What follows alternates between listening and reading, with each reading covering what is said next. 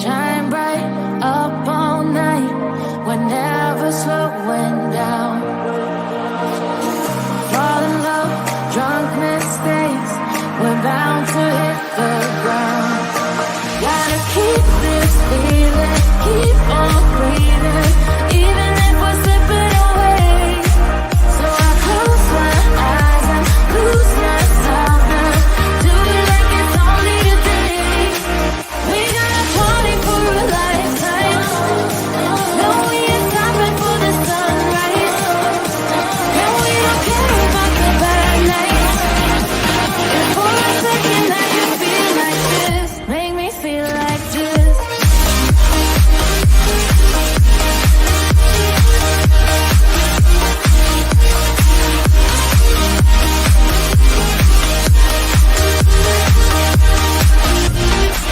We got a party for a lifetime. No, we ain't stopping for the sunrise. No, we don't care about the bad nights. If for a second I can feel like this, make me feel like this. Happy Easter, everyone. Young blood made of gold, a mind you can't control. Running wild, can't come down. My head is in the clouds. Gotta keep this feeling, keep on breathing, even if we're slipping away. So I close my eyes and lose myself now. Do it like it's only today. We got a party for a lifetime. No, we ain't stopping for the sunrise. No, we don't care about the bad nights. If for a second I can feel like this, make me feel like this. Go ahead and hit that thumbs up button, please.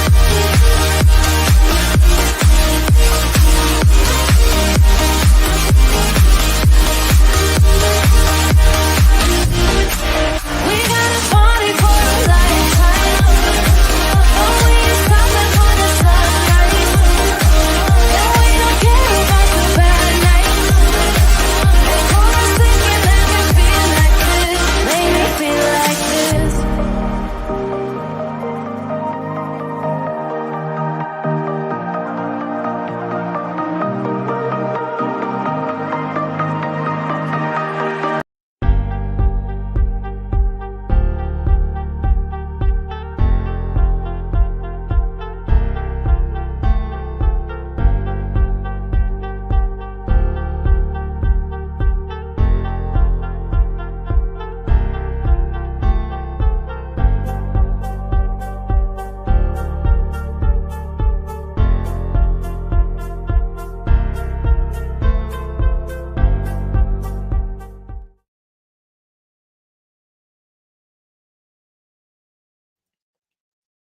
Hello.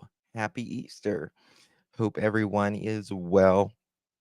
Thank you so much for joining me. Today is March 31st, 2024, 6:06 p.m. on the East Coast of the United States. It's good to see you all. Happy Easter. Happy Resurrection Day. Whatever you celebrate. Thank you all so much. I appreciate it. Thank you, my love. Thank you so much for becoming a member. Thank you so much. Welcome to the family. It's good to see you all. Um, yeah, hope you guys have had a good Easter, a good day. We went to mass this morning and did the Easter breakfast. I always make a breakfast pizza like every holiday. If you know what a breakfast pizza is, they're really yummy. I make them every single holiday morning. And did the Easter thing, went to mass, did an Easter egg hunt, and just kind of chilled out. Tomorrow's April Fool's, yes. And so, yeah, really good day. Hope it was good for each of you as well. We are still praying for an Easter miracle for Sebastian. The day is not finished, and we have to have faith. Hey, Camille. Happy Easter, dear. Um, until we have solid answers, we have to keep the faith. Have to keep the faith. And last night I was rewatching Nancy Grace's. Oh, thank you so much. What was that? Promise words. That's a very kind compliment. Thank you so much. Hey, Cher, good to see you. So yeah, I was watching Nancy Grace's interview that she did with the stepdad and the bio mother, Chris and Katie Proudfoot. And guys, I cannot get this out of my head. I can't get out of my head. It's Chris and Katie Chris went back alone to Mississippi before. The next day after Sebastian went missing, and then they went back together. And I'm going to show you something here in the interview where they lied, in my opinion. Flat, in my opinion, lied.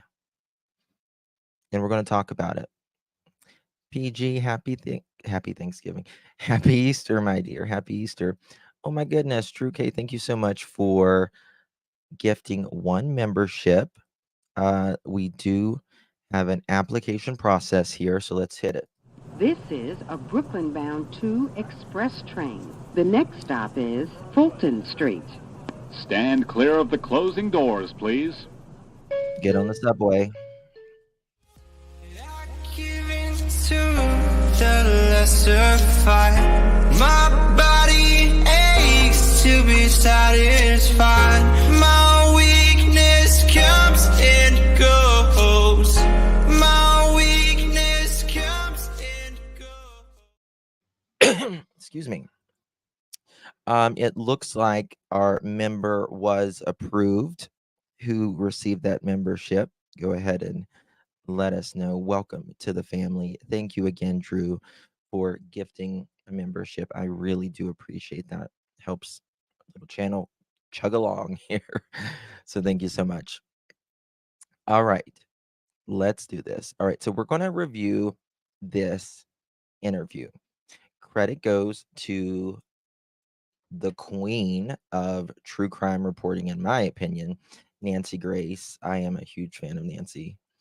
I really miss her on HLN. The days of Scott Peterson and all it, like I miss those days. I really do. But we have her here, and that's that.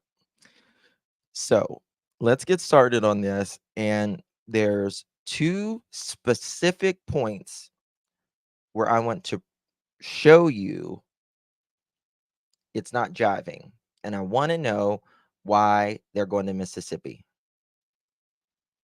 There's a country song, down in Mississippi and up to no good. Are they? I don't know. We've talked about, you would think they would want to stay home. Your child is missing, right? Child is missing. But it's not what it's looking like. Uh-oh, Don Grandma 3, thank you for gifting membership. Who got that membership? Who got that membership? Let us know. This is a Brooklyn-bound 2 express train. The next stop is Fulton Street. Stand clear of the closing doors, please.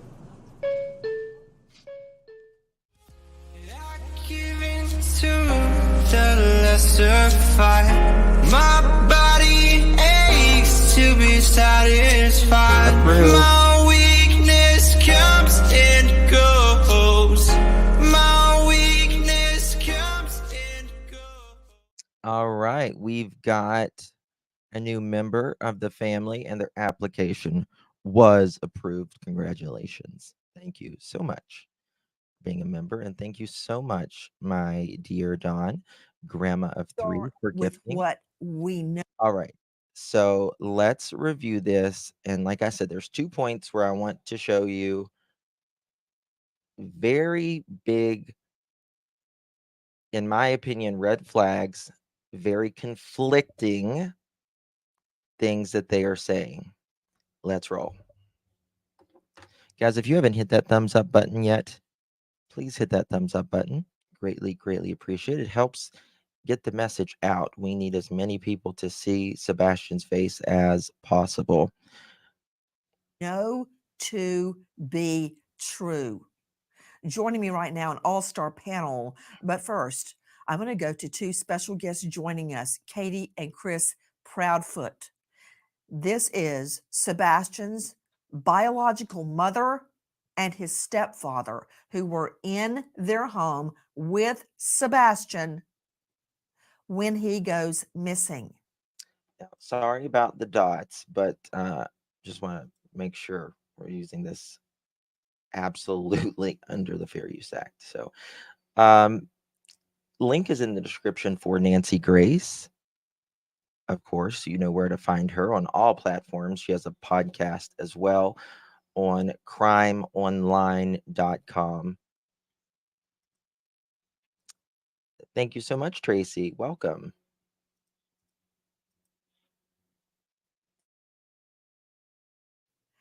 To both of the Proudfoots, thank you for being with us. I want to go straight back to when Sebastian goes missing. Miss Proudfoot, I understand that the day before, which would have been Sunday, if I've got the information correct, that you guys went out, you went to dinner, you went to somewhere, I believe you said BJ's, where he had a Yeah, I've played it before too, share, but I get my big channel back hopefully May 28th, and I just don't want anything to go wrong. You know what I mean? quote colossal popcorn. Then you Yes, came ma'am. home that night, and around 9 p.m., you tell Sebastian to go to bed. He says, okay, he goes to his room. Is that correct? Yes, ma'am. That night, I understand from previous statements you've made that you went to bed around midnight. Is that correct? I would like to know one thing. What I didn't. Oh yeah, my big channel is not monetized right now because I'm still streaming on it because I want as many people to see Sebastian as possible, but my big channel got demonetized for 90 days for a 2-second video. 2 seconds. Yep, 2 seconds. You heard that right. Never had a strike in my life. But anyway, that's another story. But I would like to know why, or nobody has asked this question of Katie and Chris. What was her and Sebastian doing whenever they got home? Like, if you got home at 6:30, 7 o'clock, what were you doing between 7 and 9? What was Sebastian doing?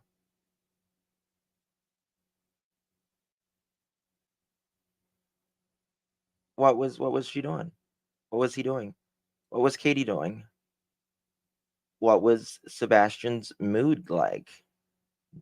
He seemed, they just had a great day, right? They had a great weekend. They hung out with family, went and saw a movie, or not, it wasn't a movie, but they went bowling rather, and went to the, dinner and all that. So great weekend. I don't think he would have been in any sort of mood. You know what I mean? Oh my God, Camille, thank you so much for gifting 5 memberships, my love. I appreciate you. Love you to pieces. Camille is an OG of my channel. months, plural. Uh, I love you, boo boo. 16 months. Look at there. Welcome to the new family members. Thank you so much. And single mom, thank you so much for gifting a membership. I appreciate you. Appreciate you.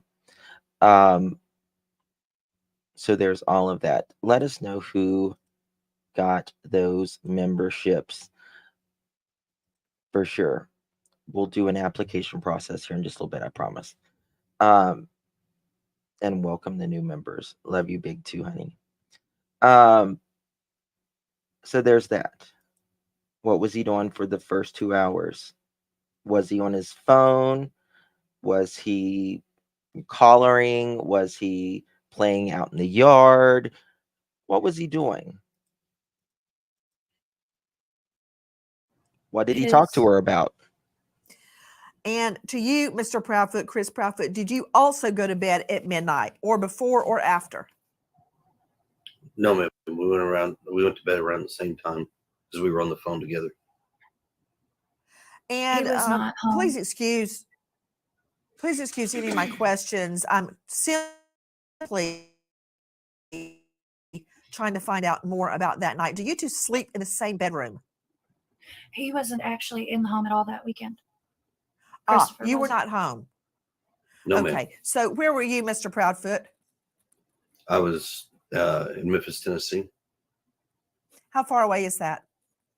3 hours and 37 minutes from doorstep to doorstep. And what were you doing in Memphis? Working. Where do you work? Now listen. I'm currently working, or was working, at the St. Jude Children's Hospital construction project. Yes, I'm very familiar with St. Jude's. You said you were working there. Are you no longer working there? All right, listen to this. Right now, that's up in the air. Well, okay. Now this is point number uno that I want you guys to listen to. I got polka dots on me. This is point number one that I want you guys to listen to. Okay. And that is, they are in their fifth wheel in Mississippi while this interview is taking place. Their job, Chris says, my job's up in the air. Job's up in the air. That is point number one. Point number one. Okay. Now, let's continue. In about 10 minutes, we're gonna go to another point. you've been gone ever since Sebastian went missing. So I understand. When you are home, do you two sleep in the same bedroom? Yes, ma'am. Yes, ma'am. Is this a 3-bedroom home? Yes, ma'am. Where is your room as it relates to Sebastian's room? It's on the opposite end of the house. The master bedroom's on one side, and the other 2 bedrooms are on the other side of the house. Okay, so your master bedroom is on one side of the house and Sebastian's room is on the other side of the house. Is that correct? Yes, ma'am. Okay. Now, you have a 3rd bedroom that I believe you keep for your other daughter. Is that correct? Yes, ma'am. Is that Faith? Is your other daughter named Faith? Yes, ma'am. Okay. So where is Faith's bedroom as it relates to Sebastian's bedroom? It's in the back side of the house. Sebastian's bedroom is So on the it's- front side of the house. Okay. So his bedroom is away from Faith's bedroom and away from your master bedroom. Is that correct? Yes, ma'am. Is Sebastian's room on a top floor or a ground level? We have a ranch style house. It's a 1.5 story. So everything's flat, and then you have the bonus room above the garage. Okay. So his is on ground floor, right? Yes, ma'am. Yes, ma'am. Okay. That morning. That's possible. That's possible. It seemed like they dictated, what he could eat, when he could eat. So It's possible, Betty, for sure. Morning. Was there any sign of a break-in through a window, a front door, a back door, a sliding glass door, anything at all? No, ma'am. Okay. No sign of forced entry. Was anything taken from the home at all? Not that we could find anything. We couldn't find anything missing. I want to circle back to Sebastian's shoes regarding if anything was missing. Do you have a burglar alarm? No, ma'am. That was a little bit of a longer pause than I feel actually comfortable with. I don't know about you, but I just don't believe that she had no security in her house. I know the house, when she bought it, had a security system. You work for one of the biggest security companies in the world.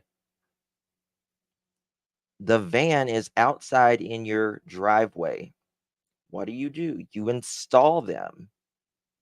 You wouldn't tell Nancy Grace what you install. You just said an installation technician, which I thought was very interesting. And I believe you willingly kept that from Nancy Grace. You was not going to say what you installed because people's going to be side-eye you. So why didn't you tell her? There was that long pause. What do? Installation technician. Or sorry, that's when she said, no, there's no security system in my house. No, ma'am.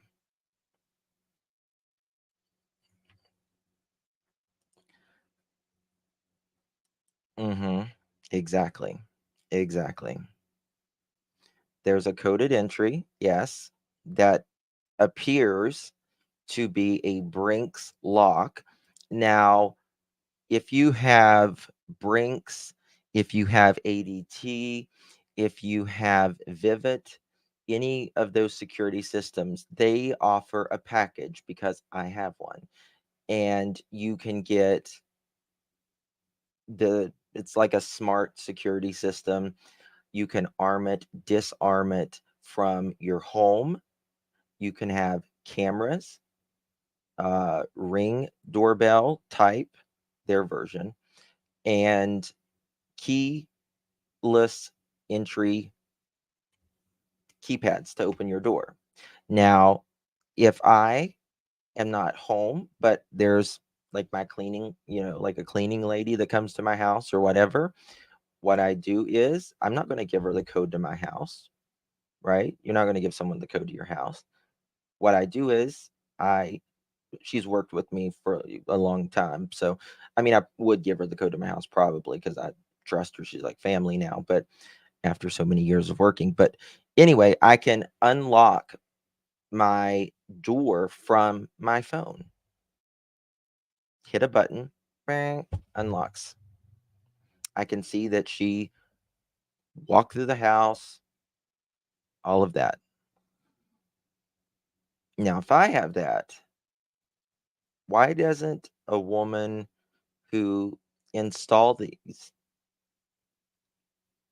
every day of the week almost 5 days a week, I'm sure. What was her point? It doesn't make any sense. It doesn't make, the neighbors have Ring doorbells and all of this, but she doesn't. Mm-mm. I don't buy it. Do you have a Ring doorbell cam? No, ma'am. Okay. Have the two of you taken a polygraph? I have. I have not. Would you be willing to? I've offered and volunteered on many occasions to take a polygraph, and I was told directly by law enforcement because of my whereabouts, I did not need one.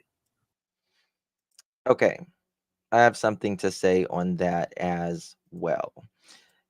Chris said he would volunteer to take a polygraph test. Now, Nancy said she would set it up. Chris, have you taken that polygraph? I'd like to know. I'm sure Nancy's people has tried to contact you. I'm sure. Have you taken it?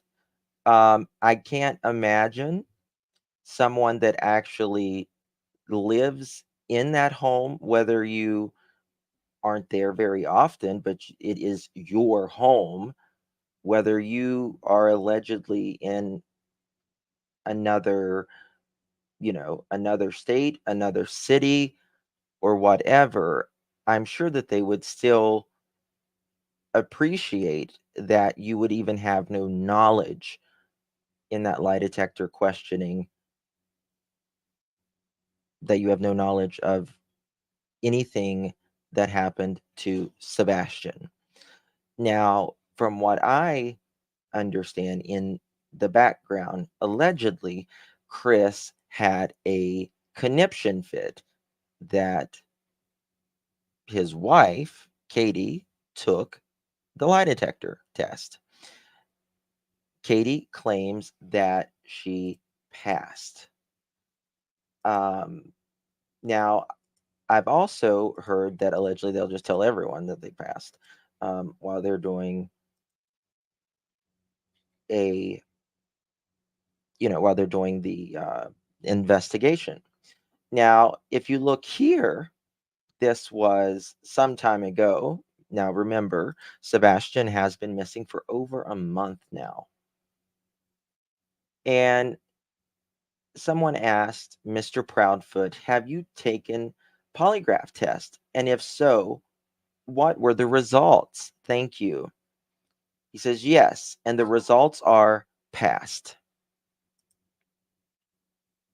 That is not true. Because you did not take a lie detector test, Chris.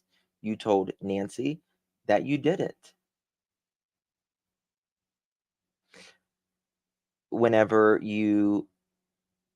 Is there proof she took one? I mean,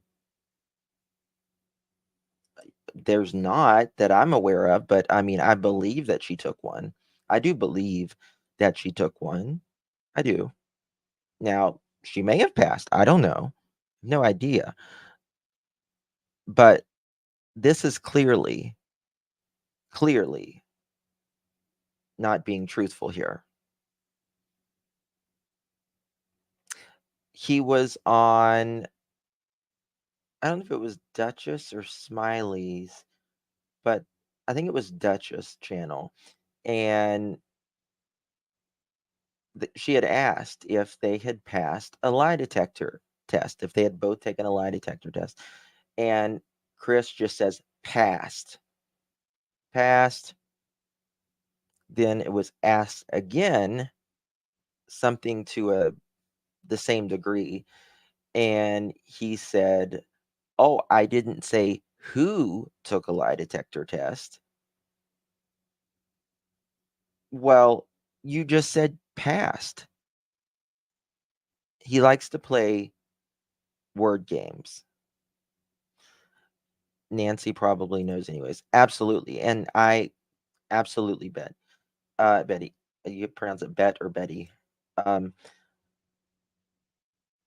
So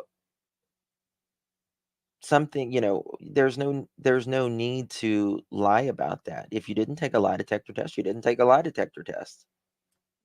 But the lying, in my opinion, makes you look worse than if you just didn't take a lie detector test. So there's that. Okay, let's continue with Nancy's interview here. I understand. Miss Proudfoot, did you pass your polygraph? I did. Those questions out of the way. Sorry. Was Faith in the home when Sebastian went missing?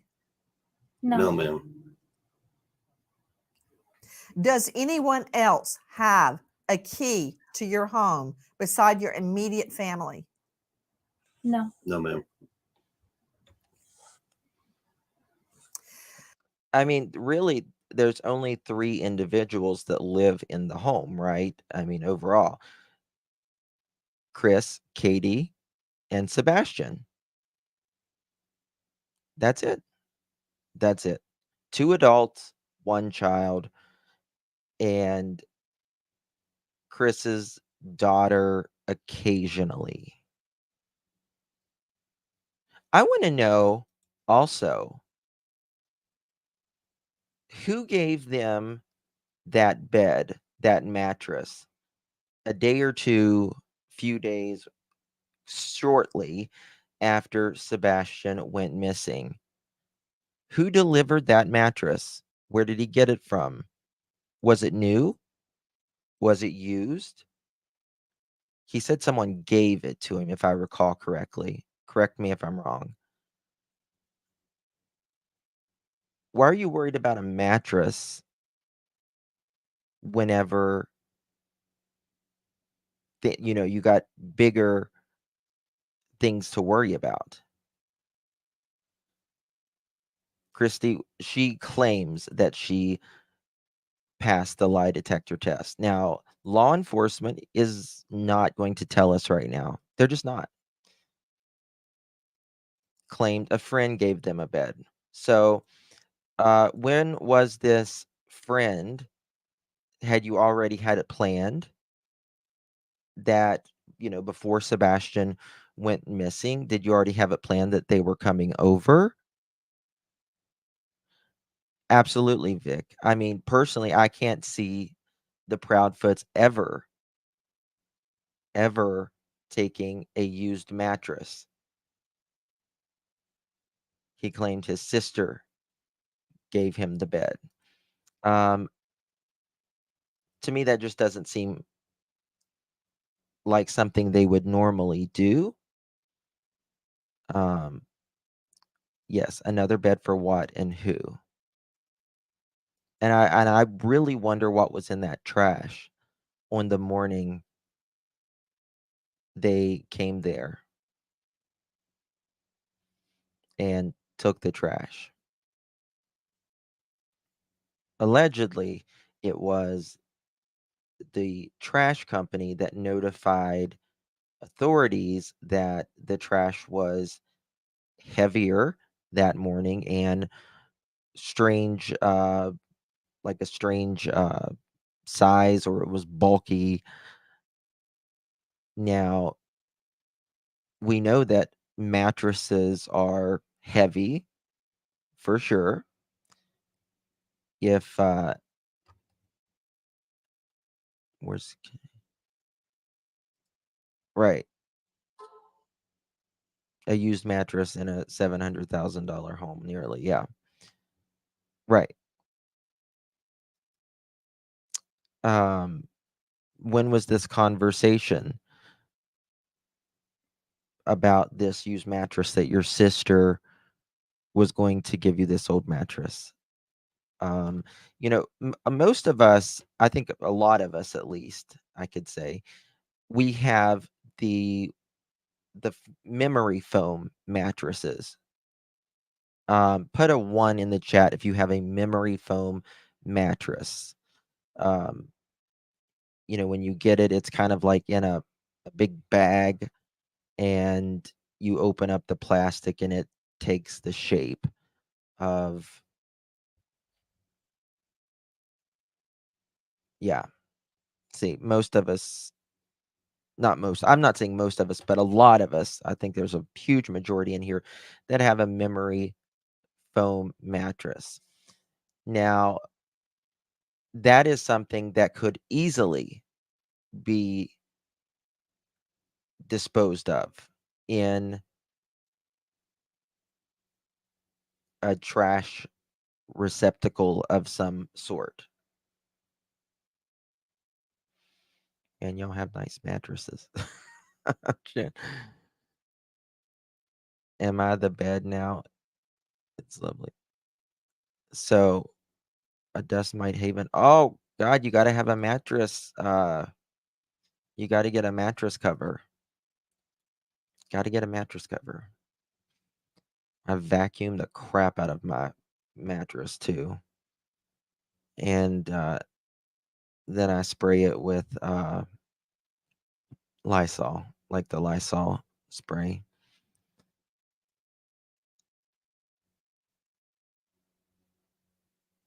It's not going to fit in a trash can. Well, most of us adults have a queen or a king size bed. Most children don't have. They usually have either a twin or most likely a full size mattress, right?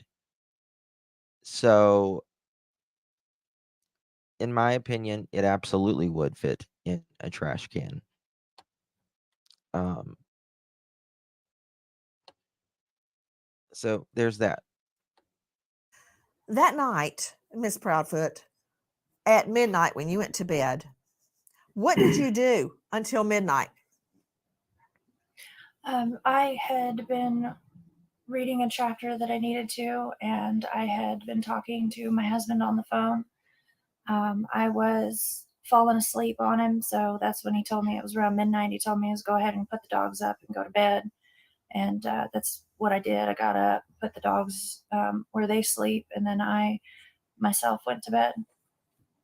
Where do they sleep? They have a big pen. A pen, is it inside or outside? Inside. Inside. That reminds me of another question. Do you guys have a Sleeping.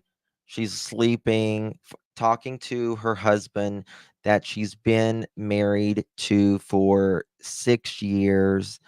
They've allegedly been having, some difficult times in their marriage, which every marriage goes through. No tea, no shade on that. But I don't see her talking to him for 3 hours. I just don't. My question is, if for the garbage, if it was abnormally heavy, could Sebastian handle all that if he wasn't there? That's another great question. Or was anything added to the trash at some point during that evening, night, early morning? Um, I just don't think someone's going to speak for 3 hours. Was something going on during those 3 hours? Was there an accident that happened? Did someone flip out? We don't know. And I want to make that clear. We don't know.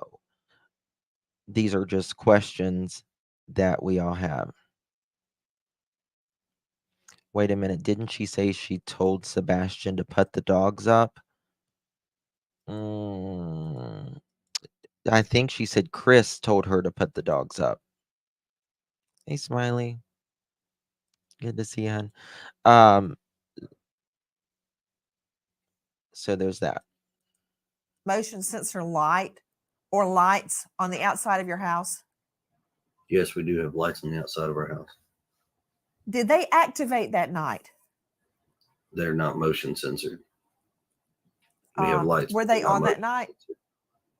No, Okay. ma'am. Were they on that night? So the lights were out the whole. Okay. Number two here. They're not motion censored. They're not motion censored. This is a thing. Katie is not going to forget that she has lights on outside of her home. She's not going to forget that. Nobody is going to forget. I can tell you where every single light outside of my home is, and if they're on or not, or if they're motion light or not. Okay? No, ma'am. We don't have any lights. And then she's going to say, "Oh, we have the little solar lights outside." Yeah, why then have lights? Exactly, Remy. But, and they were on when they left to go to Mississippi. Katie's like, "No, No. I believe Katie's telling the truth right here. I believe she's telling the truth. But I think Chris, in my opinion, interjects. And you're going to see it. All night. Yes, ma'am. We don't typically turn the floodlights on. Okay. We don't typically turn the floodlights on. That's interesting. Especially when your child is missing. Were there any lights outside the house on at all? Just my little solar lights that we have in the garden.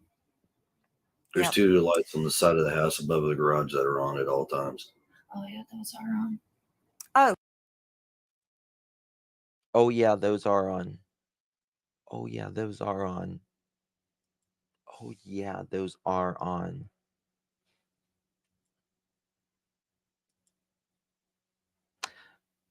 Whenever a person is generally lying, they say more words about something to make you try or us try to believe it. Right? Oh, yeah, those were on. Those are on. She said, oh, yeah, those are on. We don't typically keep them on. She just said we don't typically keep our lights on.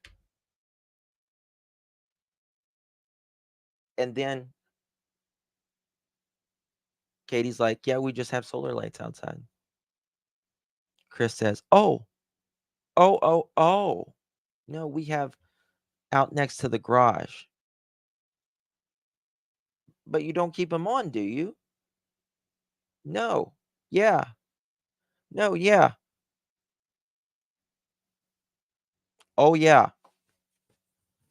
We normally keep those on. Yeah, sure do. She's adding too many words there, in my opinion.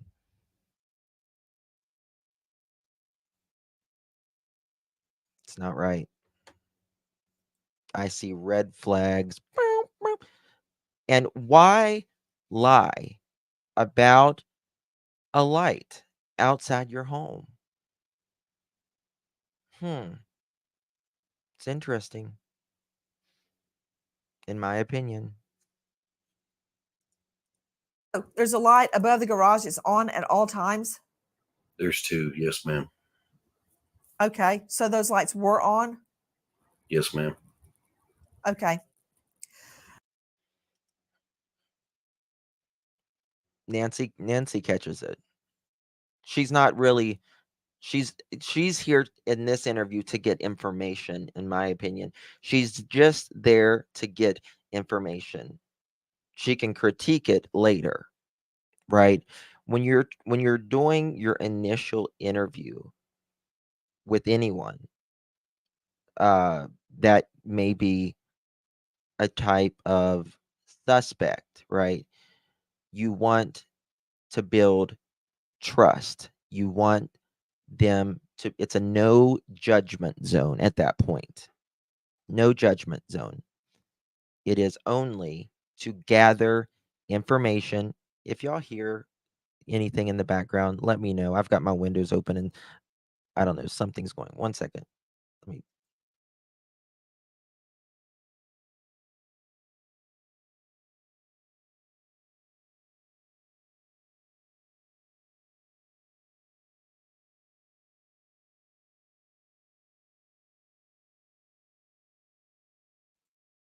Sorry, if it gets too loud, just let me know. Yeah, nudge, nudge. Exactly.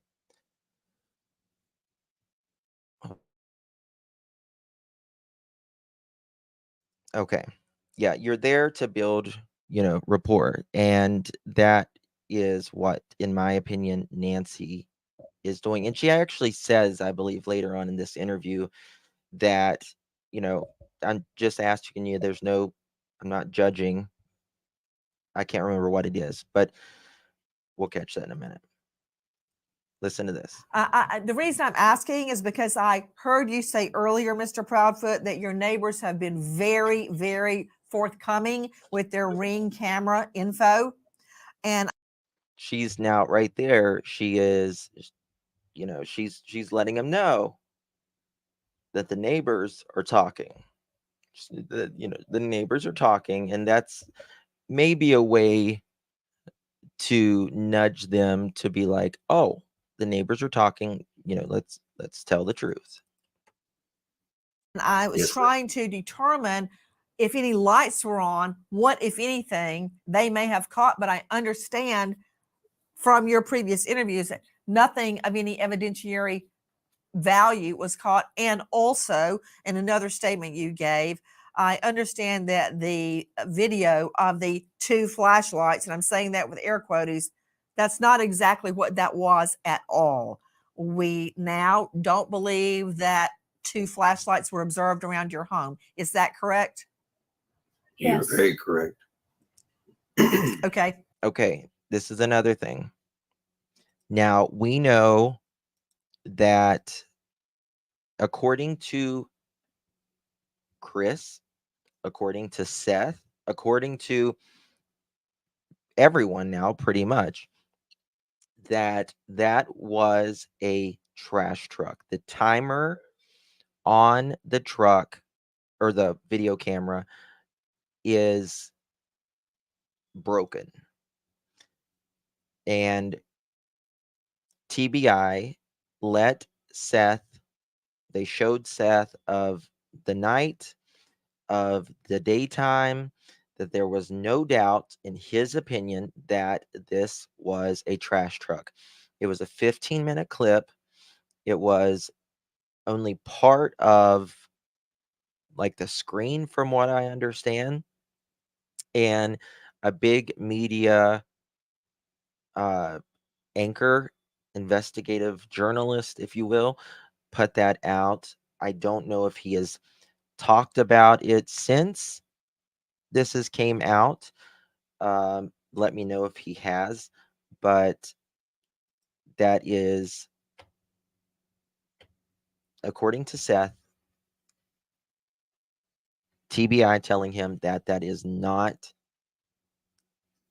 that is not 2 flashlights, that is a trash truck. Question regarding your vehicles. Ms. Proudfoot, what? Thank you, Canadian. Thank you so much for gifting 1 membership. Thank you, my love. We need to give Canadian, thank you so much. And Single Mom, thank you for gifting a membership. Camille, thank you so much for gifting 5 memberships. Don, thank you for gifting 1 membership. I did promise you guys I would. We need to go to the application. This is a Brooklyn-bound 2 express train. The next stop is Fulton Street. Stand clear of the closing doors, please.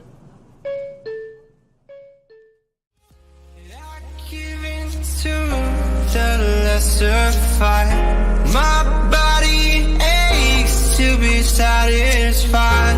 My weakness comes and goes. My weakness comes and goes.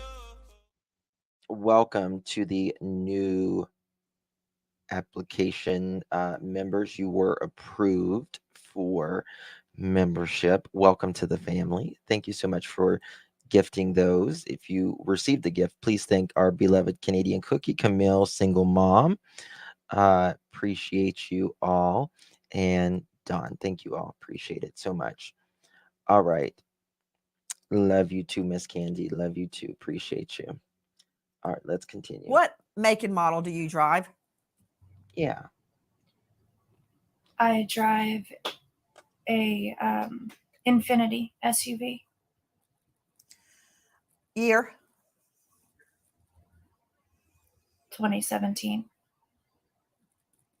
And sir, what do you drive? I drive a diesel truck, Chevrolet. Year? I don't remember off the top of my head. I think it's a 2021, I think. Do you think Chris doesn't really know what year, make, and he knows it's a diesel. Obviously, he knows it's a Chevy, but he doesn't know the year. I mean, come on, Chris. You're an alpha male, right? You try to be, at least. And you don't know the year. I mean, you signed for it. You should know the year. So your Infinity SUV was parked in the garage or outside the garage that night, Miss Proudfoot? In the garage. In the garage. And Mr. Proudfoot, your vehicle was on location in Memphis. Is that correct? Correct. Okay.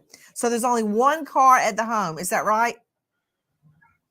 There was actually a work vehicle in the driveway at the time as well, but it hasn't moved. We can't give out that information because we don't have permission from her work. HIPAA violation, HIPAA violation, HIPAA violation. I don't understand that. What? About the make and model of the vehicle. I have a work van that was also parked in the driveway. Why is that? If it's out in the driveway where people can see it, why is that privileged information? We just don't have permission from her company to divulge that information. Have you asked? No, ma'am, we have not. I am being, hold on, Georgia. I'm being very silly when I say that, because he makes it sound, you obviously don't know the joke. I know it's not a HIPAA violation. I have to update my classes every single year for HIPAA for my job. So I completely understand it's not a HIPAA violation. It's just a joke. Yeah, we're being facetious here. That's all. That's all. Nobody's asked us So that that question. was- to be honest with you. Okay. So you have a work van. Question to you, Miss Proudfoot, what do you do for a living? I am an installation technician. Oh, what kind? What kind of installation do you do? Huh. What kind of installation do you do? I think Nancy probably knew the job that she did. But she didn't say, "Oh, I work for, I install security cameras. I install security systems. I work for the security industry. And, my van is parked outside. My security van with all the security stuff." Oh, God. She wouldn't say it, though.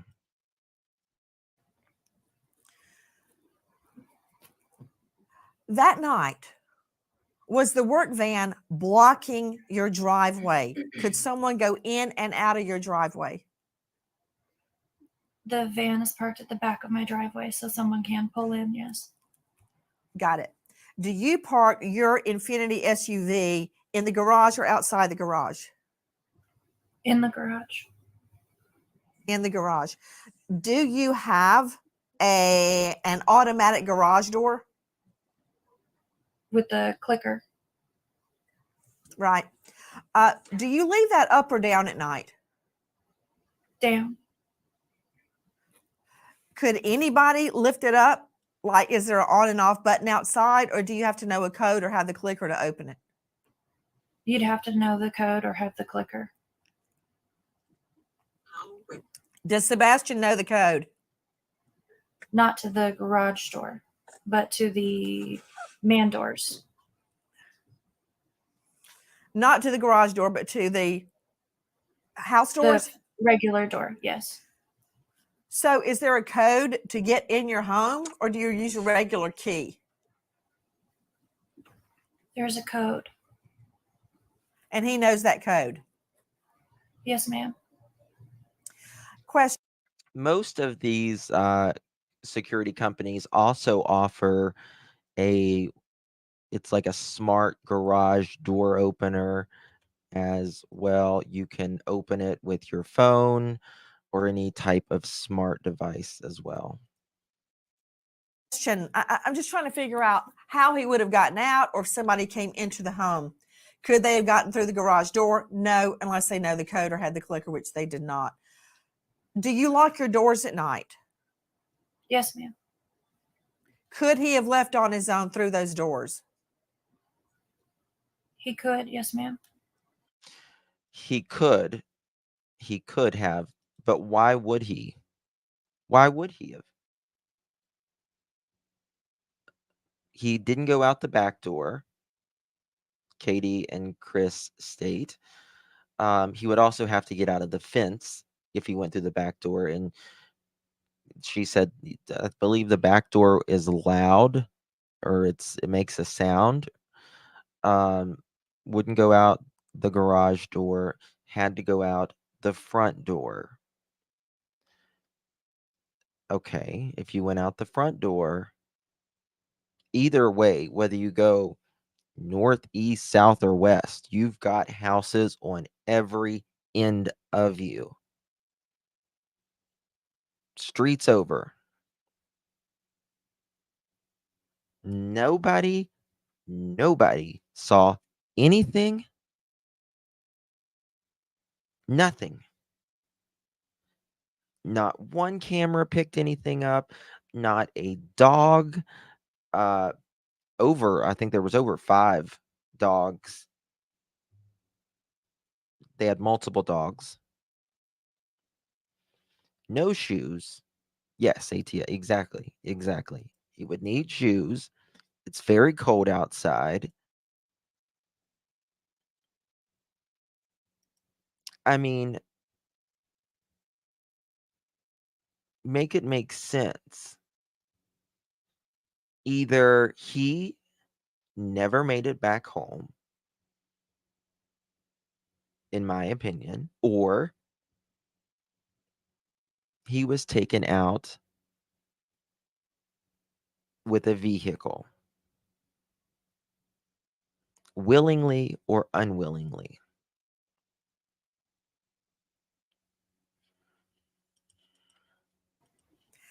But I heard in another interview where Mr. Proudfoot said he was not a quote wanderer. He didn't wander around. He had never left the home before on his own. Is that right? Correct. We haven't had issues with him running or. He's not a runner. Not a runner. Little Texas, thank you so much for 16 months, my friend. You are one of the OGs of the OGs. Thank you so much. I appreciate it. So he's not a runner. Not a runner. He's never done this before. According to the parents, never done this before. He had a great weekend, had a great day. I mean, in my opinion, what would be the reason for him, meaning Sebastian, what would be the reason and or motive for him to run? You got to have a reason or a motive to run. And I don't see, if nothing happened that was any sort of, he wasn't scared, there was no type of violence or anything,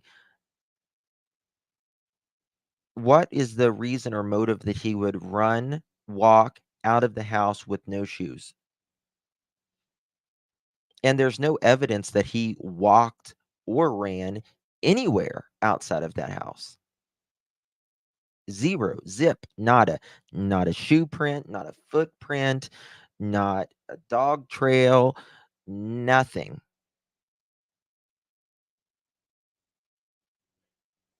So there's that. Oh, thank you so much, September, my love. Appreciate you. Happy Easter, Justin. If Sebastian required medication, did anyone check if his medication was missing or the last time it was filled? If he has required medication, the mother would think have more urgent need to find him. I agree. I wholeheartedly agree. And to further that, I hope authorities and or TBI, someone checked if he had taken his medicine that day. I don't know what time he normally takes his medicine. Does he take it in the morning? Does he take it at night? Does he take it at morning and night? Were any of was his medicine count correct? Right? Did he take his nighttime medicine, for instance? If he took nighttime medicine, what was his pill count, right?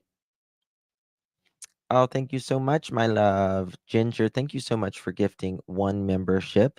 Amy, thank you so much for gifting one membership. We'll do an application here in just a little bit. Promise. I heard his meds were left at home.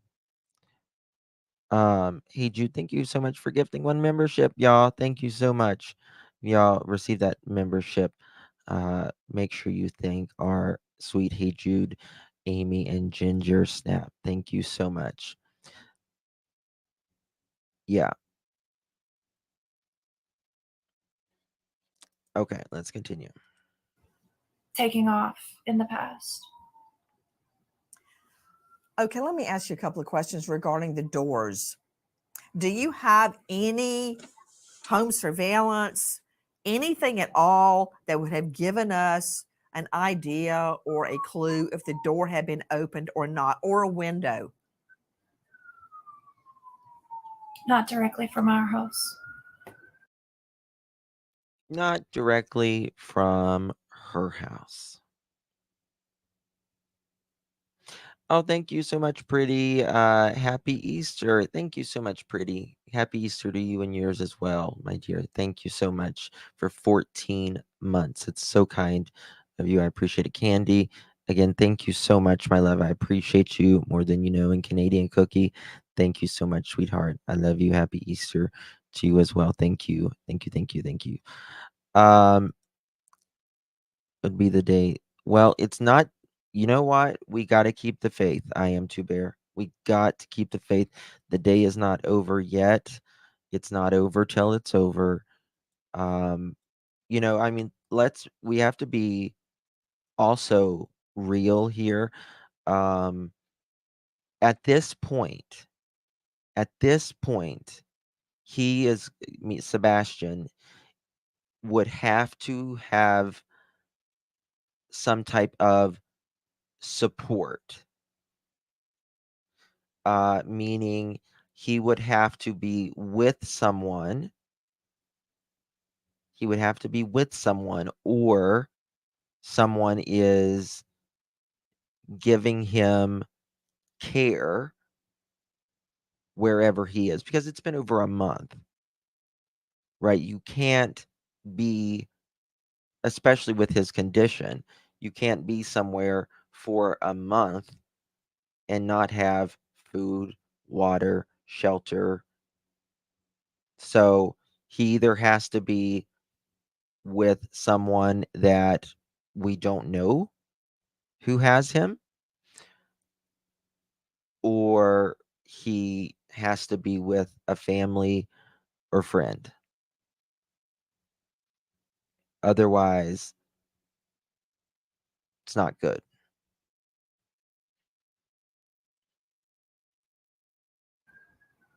Well, then from where?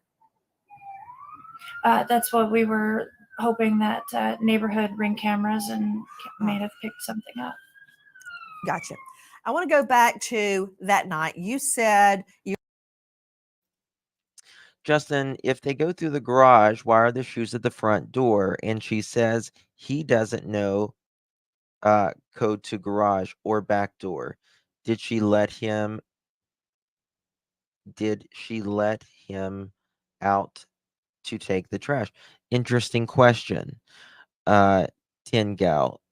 So that's a good question. Now, I was thinking last night, I don't use my front door a lot because I go through the garage and then I enter my house. So I was thinking, well, they wouldn't use their front door a lot either because they go, Sebastian rides everywhere with them. But then he would catch the bus from the front door. He would catch the bus through the front door. So that is why his shoes may be, at the front door. But I don't understand why he would walk past them. Why would he walk past his shoes and be in a very uncomfortable situation, i.e., stepping out on very cold winter like ground, even if it's not cold outside, right? You're exposed, your feet exposed to the elements, mud, rock, sticks, grass, everything. So why would he do that? In my opinion, he wouldn't. Seth says that he had a very bad traumatizing experience when he was younger. Sebastian was stepped on a pile of fire ants, kind of traumatized him. I don't see um, Sebastian going out into the night by himself, and there's just no evidence of him going out. There's none. There's no evidence, and if there is, please let me know in the chat. Is there any evidence that he walked out of that home? Because I don't know any, if there is.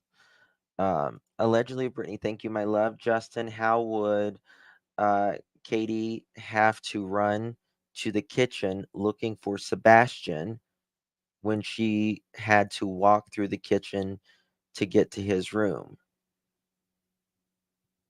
She would already know. Okay. Justin, how would Katie have to run to the kitchen looking for Sebastian? That's a good question. Great question. Yes. Yes. I'm going to pull that up. I'm going to show that floor plan here in a minute. You have to walk past the kitchen. Boom. Boom. Exactly, Brittany. That is a great point. You walk through the kitchen, bananta,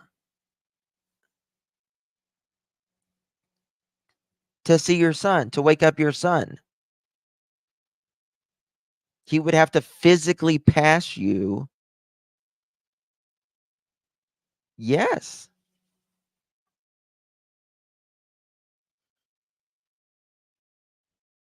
That is a wonderful point, Brittany.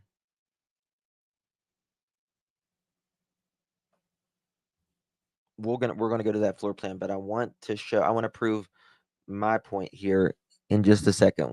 We looked at the first about his job. You were up till midnight. You were reading something. What were you reading?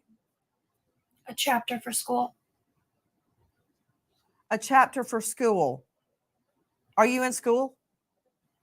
I was, yes, ma'am. I've since dropped my classes for the time. What are you studying? Business administration. Gotcha. Where do you go to school? DeVry. So that night you go to bed at midnight after you've been talking to Mr. Proudfoot on the phone. You put the dogs away in a cage, a crate inside the home, and you go to bed. Did you check on Sebastian at that time? I did not. Okay. Do you normally? Not typically. Since he's gotten older, I've not been checking on him as frequently throughout the night because normally he's good to go in his room once he goes to bed. All of the parents in here, if your kids are grown up, if they're little, put a 1 in the chat if you look on your kids at least once per night, whether there's a sound made or not. Let me know if you check on your kids at least once per night.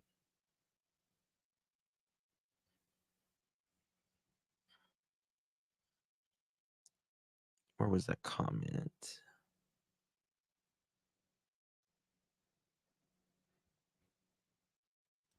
Yeah. Yeah. Now, thank you so much, Candy. Seth also said Sebastian allergic to grass. Well, there's that. Have they checked traffic cameras to verify that he was in the car on the way home from the restaurant? They have not stated that. Dreaming of blue skies and sandy beach.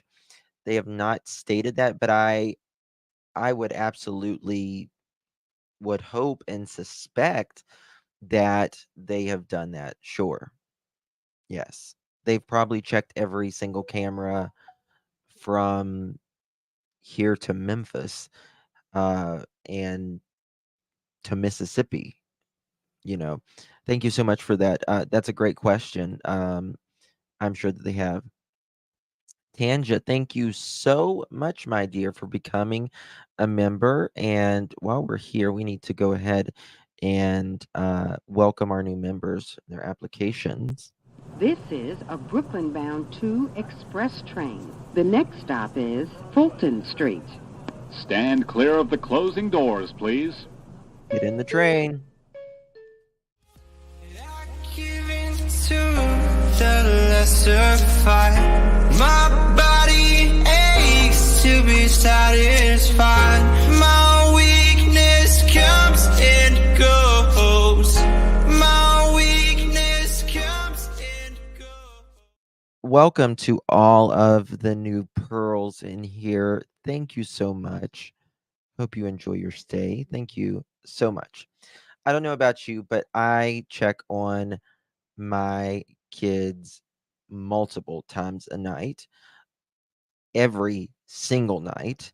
I don't care how old they are, from my oldest to my younger ones. It doesn't matter. I check on them every single night, multiple times a night.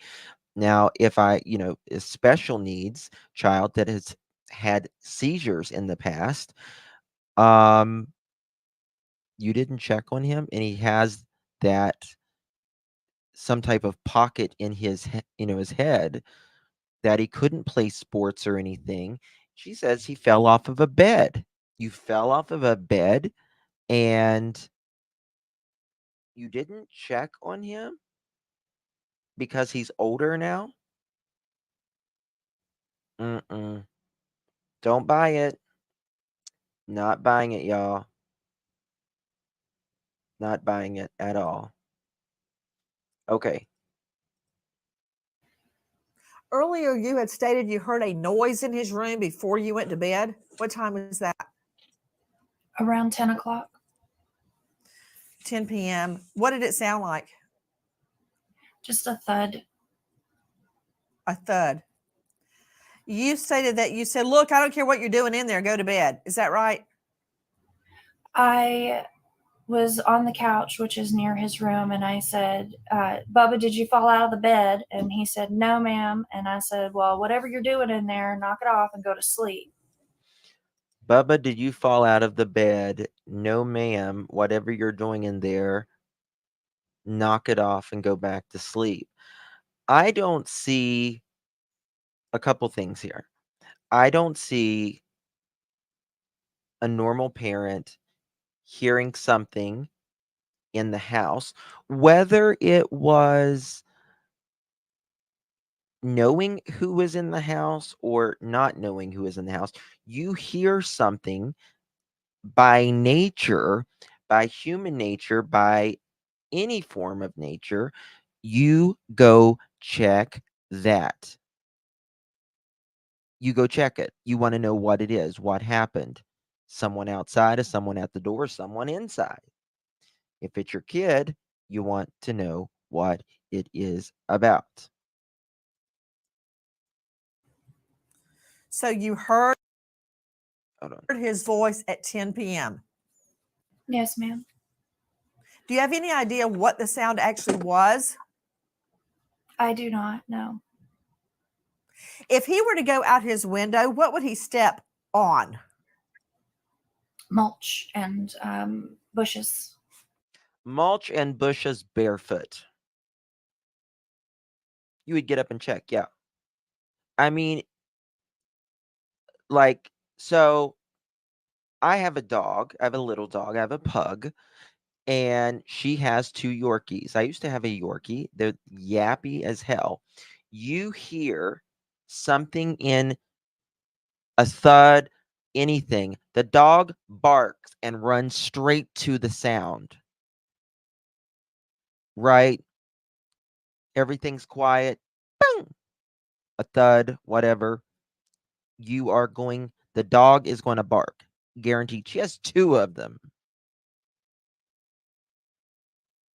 Nothing. Did you say mulch or mush?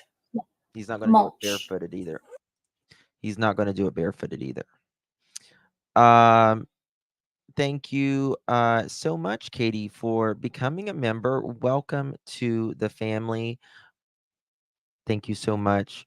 You are a pearl indeed. And Tanja, welcome to the family. You are a pearl indeed. Welcome. Mountain Melody, can a brand new pair of shoes never worn leave a scent trail? Curious. That's a good question. That's a really good question. Yeah, I would say that it could. Absolutely. Absolutely. Yeah, I would say. I would say so. Um, but this is the thing. He didn't have shoes on. He had no shoes on, which is going to leave your bare feet's going to leave, damn sure it's going to leave a scent, right? Your your foot is literally to the earth. So they should have a scent better than anything, right? If you have no shoes on, that should be the best scent path ever. But that's a really good question. I'm sure it could though. These dogs are very, very well trained. Good question. Thank you, Mountain Melody. Token. Chris stated he called three-way. How? If Katie called him, then she would have to add the call. The call originator is the only person who can add the call. Yes, that is like that usually in most cases.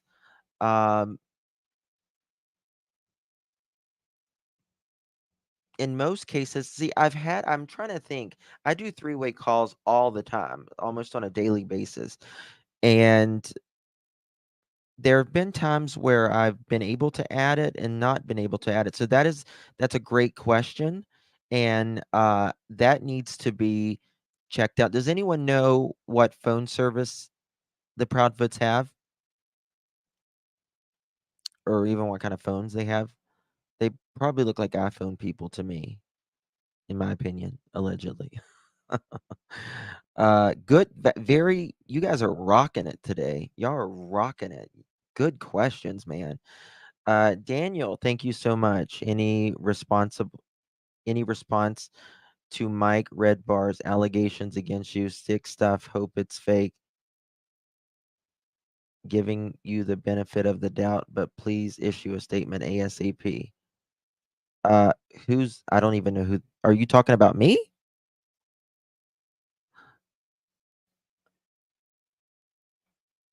Are you talking about me? Or are you talking about someone else? I don't even know what you're talking about. So let's continue. Mulch. Mulch. Okay. Got it. Has he ever gone out the window before? No, ma'am. Is his room on the front of the house or the back of the house? Front. Front. Do any of your neighbors' ring cams point toward your house? Could they pick that up? Oh, I think They you're do. confusing that. I think you're confusing that with JLR, maybe.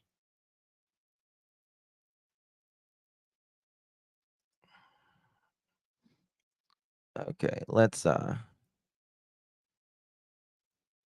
never even heard of that person, so must have been a troll. But it's so dark that they can only see it after it gets so dark at night. They can only see certain things where there's light. I thought there were the two lights on. On the Yeah. opposite side of the house. Okay. Here we go. Look, listen to this. We need to back this up just a little bit. Right? They can only see certain things where there's light. I thought there were the two lights on. On the opposite side of the house. Okay, now that is true that his house or the room where Sebastian is on the opposite side of the garage. It's on the opposite side of the garage. So, but he would have went out the front door, which is the middle of the house. He would have either had to go left or right. Left or right or forward. I mean, I guess he could have went to the backyard as well, but there's no evidence of him going any other way. Okay. Can we talk about Sebastian's shoes? Why are you convinced Sebastian left without shoes on? Or are you? Well, the reason that came about is because all of his shoes are accounted for inside the house still. Are you positive? I'm positive. How do you know what clothes he was wearing? The clothes that we described are the ones I saw him in when he went to bed. Okay. Hold on. I need to shut this window. 1 second. It's too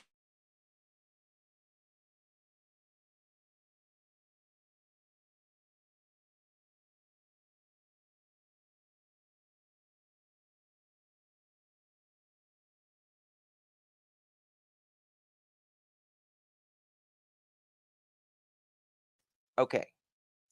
So, here we go. Let me replay this right here. The clothes that we described are the ones I saw him in when he went to bed. The clothes I described of him is when he went to bed. All right, so he went to bed. Now, according to Seth, seeing Katie and Sebastian, the only two that was at the steakhouse, he saw them getting in their car, or out in the parking lot at least. He was not wearing what he went missing in. He was not wearing what he went missing in. So, from the time that he left, they left the steakhouse at what, 6:37-ish? He would have had to have changed by 9:00. All dressed in black, perfect scenario. He would have had to change in those, what, 2 hours? Yes, that's my next exactly, War Eagle. Where are the clothes he wore at the restaurant?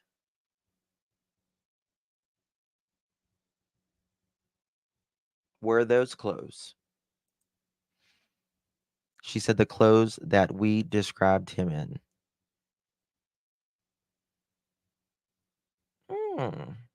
That's a good observation, Leslie. That's a good observation. Maybe he did take a shower. I don't know. I mean, I would think she would have said that at some point, right?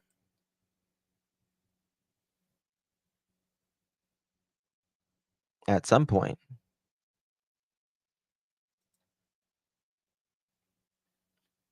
But there's nothing of a shower of anything.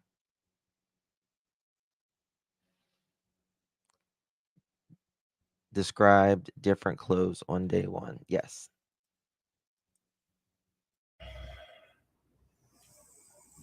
That morning, you woke up at 6:00. Is that the normal time you wake up?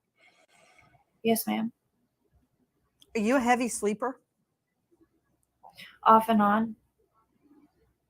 Do you take any medication at night that would make you sleep? No, ma'am. But you heard nothing. I did not know. So we know he is alive and well at 10 p.m. At 6 a.m. He's gone. You say he's never left before. Is that right? Correct. He's never run off before. And could I confirm, where was his bio dad at the time he went missing? I believe he was at work in Nashville. Had there been any family argument or altercation prior to him going missing? No, ma'am. And Mr. Proudfoot, when did you leave town?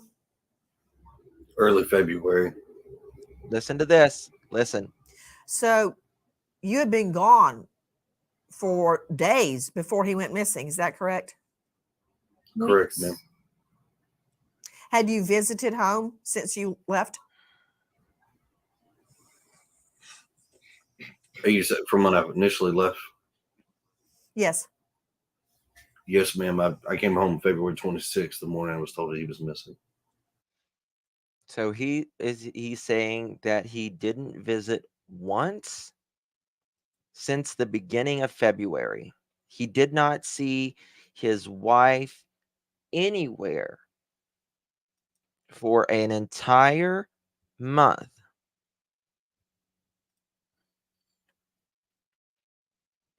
Mm-hmm. Mm-hmm. Mm-hmm. Long pause. And he questions it. He's like, he acts like he wants to hear that is buying time, in my opinion. From the time that you left for the job in Memphis to February 26th, did you visit the home? Yes, ma'am. When? I was home. I can't give exact dates. So he just literally said that he wasn't home, and she said weeks. And then she asked him directly another way. And then he says, yeah, I was. Law enforcement has told me not to provide exact dates, They but I had been home multiple times prior to February. And then I left early February and then didn't come back till February 26th, the morning he was missing. So you were not home from the time you left early February till Feb 26. Is that right? Correct, ma'am. Where were you? He just said 3 different things. Oh my God. He just said 3 different things. Watch this. So you had been gone for days before he went missing. Is that correct? Correct, Weeks. ma'am. You had been gone days before he went missing. Correct. Weeks. Weeks, she said. That is making it sound like he has not been home at all. Right? Weeks, been gone weeks, days, weeks. Okay, let's continue. Had you visited home since you left? Now she's asking him directly. She sure did. She tripped it up. Had you visited home at all in this time? Now watch. He's buying time. What? And the pause. You said from when I initially left? Yes. Mhm. Yes, ma'am. I came home February 26th, the morning I was told that he was missing. Okay. Have you visited? Have you visited since since at all since you went gone in the beginning of February, right? Yes, ma'am. Yes, ma'am. I visited the morning he went missing. What? Okay, listen to this, guys. You visited the morning he went missing? Really? Because you were not supposed to be there till the afternoon. You didn't show up until the afternoon, did you? Bam.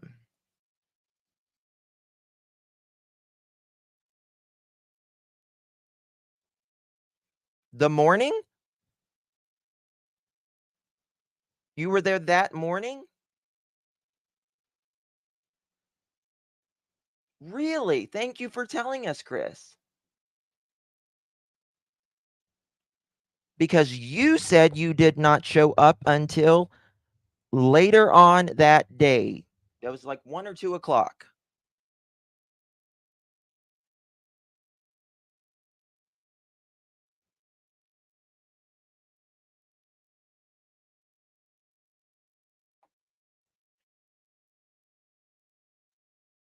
Days before he went missing. Is that correct? Correct, Weeks. ma'am. Had you visited home since you left? You said from when I initially left? Yes. Yes, ma'am. I came home February 26th, the morning I was told that he was missing. The morning I was told he was missing. Ba-dun-da. Ba-dun-da. There you go. Nobody caught that. The morning he went missing. Oh,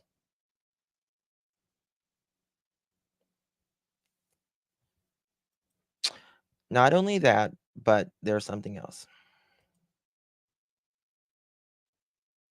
Was CP there when Seth got to the house that morning?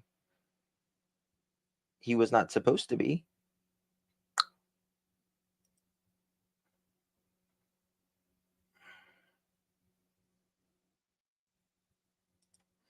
In my opinion, he was told to stay away because he had belted Sebastian, ordered to stay away.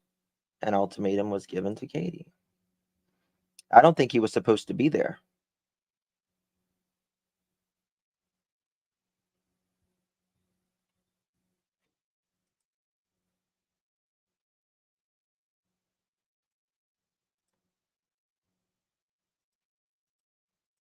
Mm-mm.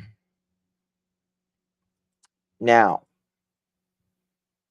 there's another lie in here that we need to talk about.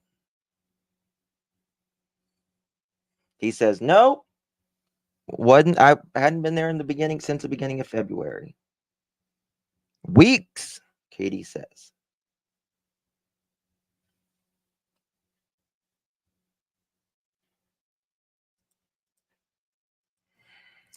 From the time that you left for the job in Memphis to February 26th, did you visit the home? Then he says this. Yes, ma'am. When? I was home. I can't give exact dates. Can't give exact dates.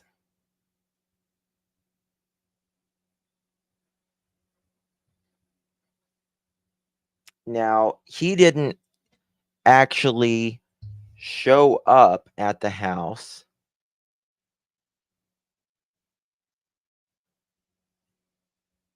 when law enforcement was there until later on.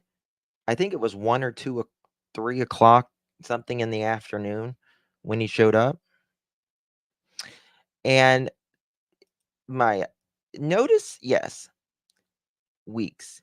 Notice how they are sitting very, very close together. They are rubbing shoulders.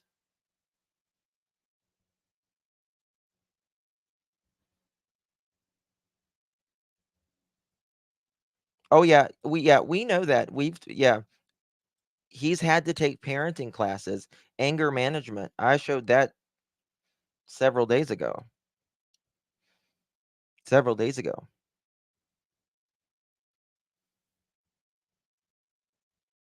But they are shoulder to shoulder.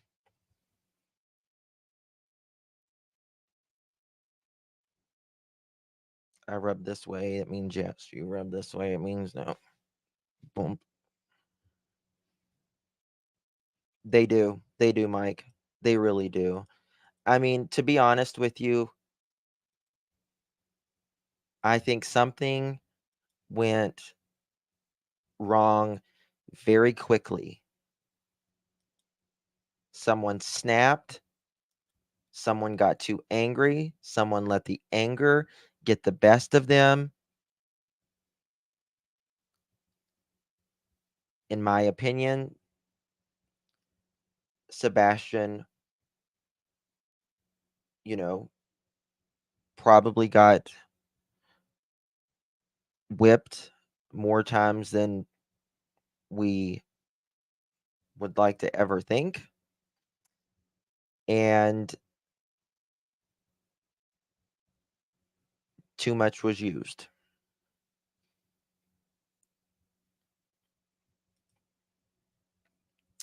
Hey, thank you, Amy. He couldn't leave work right then.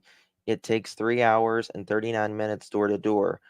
But he was there that morning he went missing. Make it make sense. Yeah. Yeah, something is really wrong here. Very, very, very, very, very wrong, in my opinion. I don't think he was supposed to be there until the investigation, the CPS investigation, was the allegation allegedly started the end of January. And like I've stated for several days now, there has to be something that, because a normal mother, a normal mother, a normal parent, a normal father will side with their kids over a man, a woman, especially if you hurt them. So there has to be something here that they are both benefited by that bounds them together with what they're doing right now, in my opinion. And the only thing that I can think of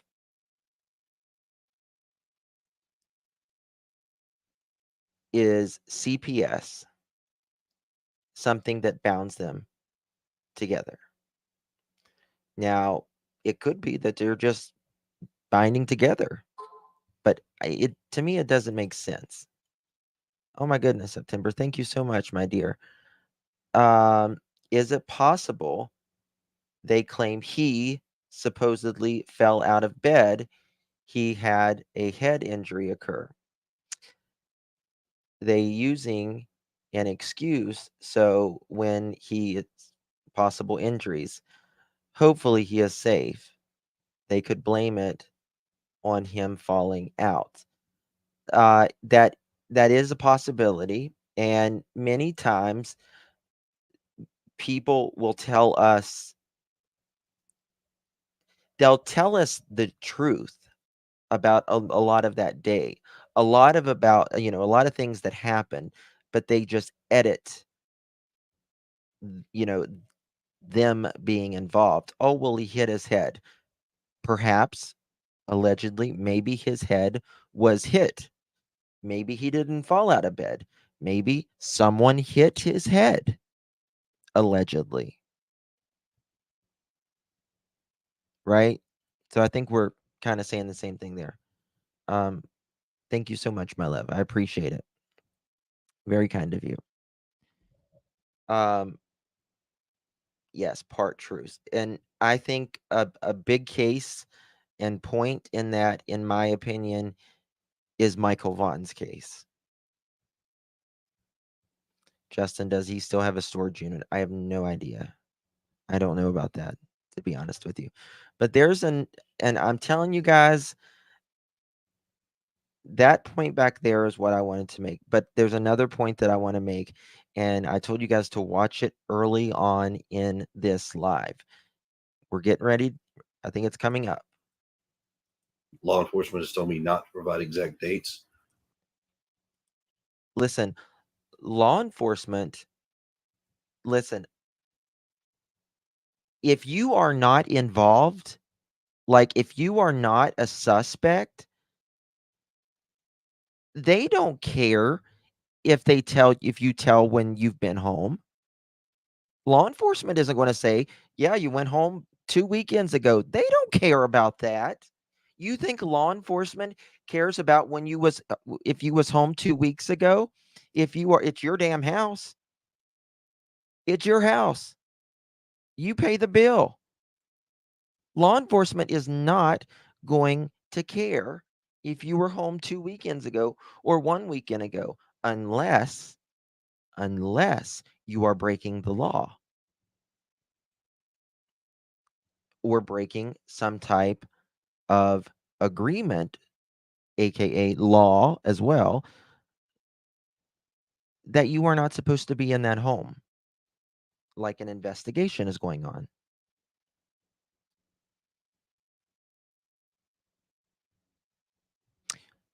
Do you think Chris called the police station instead of 911 to avoid his location? I think he tried to do that. I think I don't think it's going to work. I don't think it's going to work, but it does. It takes more time for them. You make it, in my opinion, you're making them work harder. You're making them work harder, but it's not going to stop them from knowing where you are. It's not going to stop them. There is too much technology out there right now. Listen, they may know exactly where Chris was. They may know exactly where Chris was. They probably do know where Chris. I guarantee that they do. And that's right. Law enforcement can tell us anything in the public. They can tell them anything. The only thing law enforcement cares about is getting to the truth about what happened to Sebastian. And trust me, they will do anything it takes, lie or truth, to them, to any of us as the public, to get to the truth. Because the goal is finding Sebastian. That's it. That is the only goal, is finding this child, who, in my opinion, should not be missing at all. Did you see my question? Storage container, as I believe that's also where his daughter's bedroom furniture was moved to. He spoke about a start before. I don't know anything about a storage container. I really don't when it comes to that. Maybe if someone can enlighten me where I can find that. Dina, thank you so much for becoming a member. Welcome. You are officially a Pearl. Thank you so much for becoming a member, my dear. I really, really do appreciate you. Was in the Navy for 4 years. No combat, no decoration. He was an admin clerk. Interesting token. Thank you so much. Thank you so much. Welcome. I appreciate you so much. All right. All right. Now I think we're almost there. Hopefully. Let's find this. But I had been home multiple times prior to February. And then. And again, he admits it. He admits it here. No, wasn't home. Wasn't home weeks. Then, yeah, I was home. No, I wasn't home. Yeah, was home the morning he went missing. I was home multiple days, but I can't say which days because law enforcement has told me not to say which days I was not home. Why would law enforcement tell you that? Law enforcement is not going to give you a suggestion on what you should say or not say. You are not cleared, sir, ma'am. You're not cleared. They don't give suggestions or anything to that extent. Why would it matter? He's missing now. That was 2 or 3 weeks ago when you were allegedly there. They're not going to say that. I left early February and then didn't come back till February 26th. The morning he was missing. So you were not home from the time you left early February. What's your shoulder? And then I left early February and then didn't come back till February 26th. The morning he was missing. So you were not home from the time you left early February till Feb 26. Is that right? Correct, ma'am. Where were you living in Memphis? And then Nancy says, so you were not home. I got to play that again. Sorry. From the time you left early February till Feb 20. February. And then I left early February and then didn't come back till February 26th. The morning he was missing. So you were not home. And then he says it again. The morning he was missing. And didn't come back home till the early morning he was missing.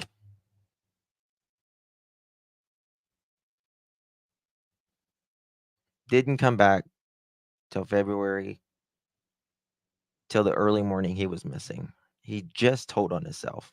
Just flat out told on himself. In my opinion. From the time you left early February till Feb 26. Is that right?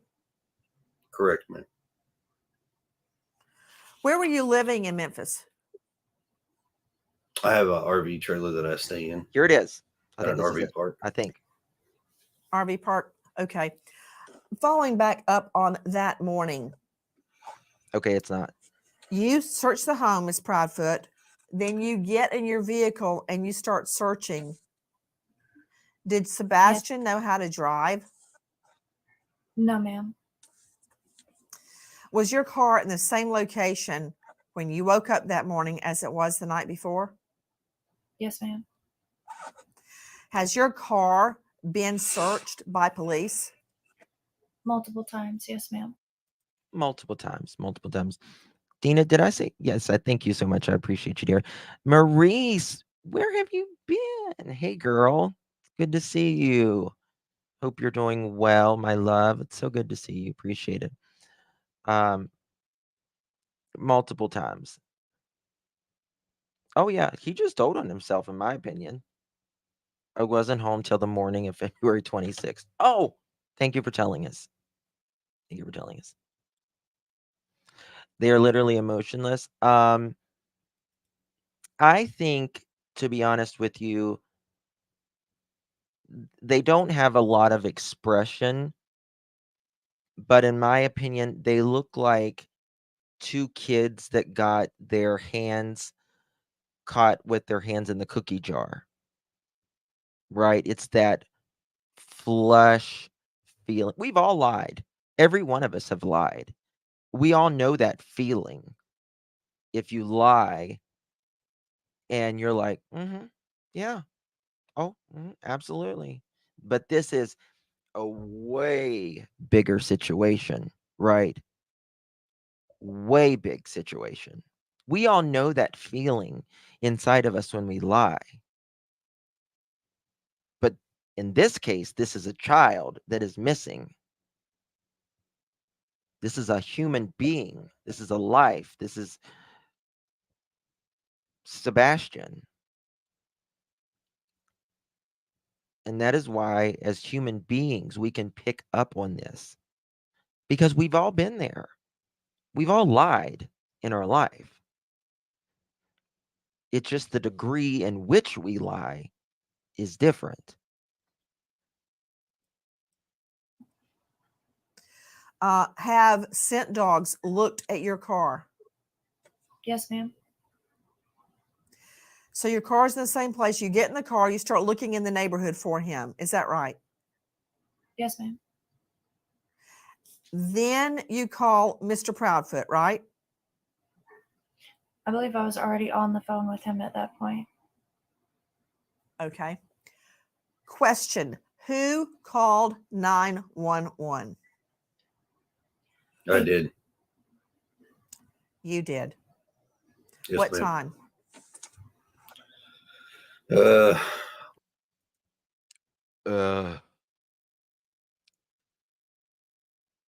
A three-way call. They didn't call regular 911. If she is able to drive and is able to call Chris, then she is absolutely able and capable,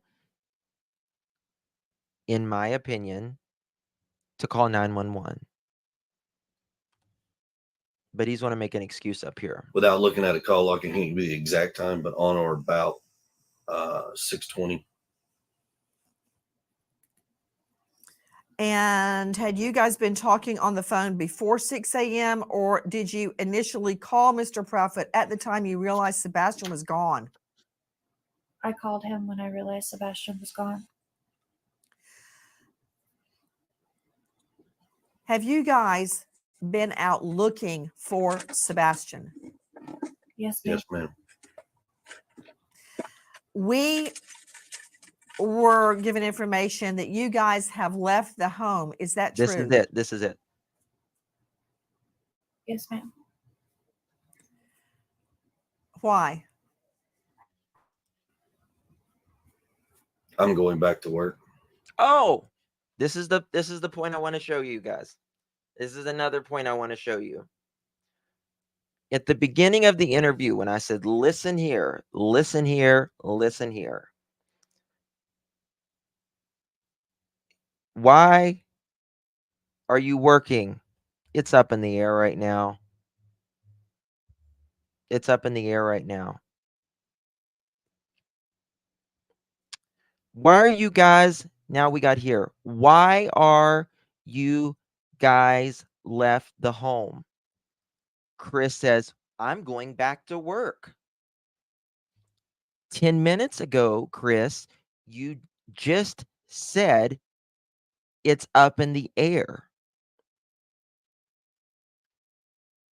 How can it be up in the air and you're going back to work? It can't. You're either going back to work or you're not.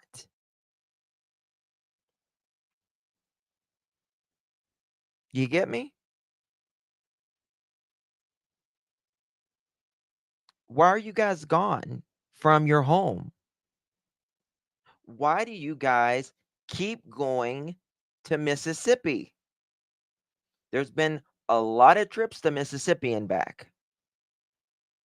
There's been a lot of trips to Mississippi and back.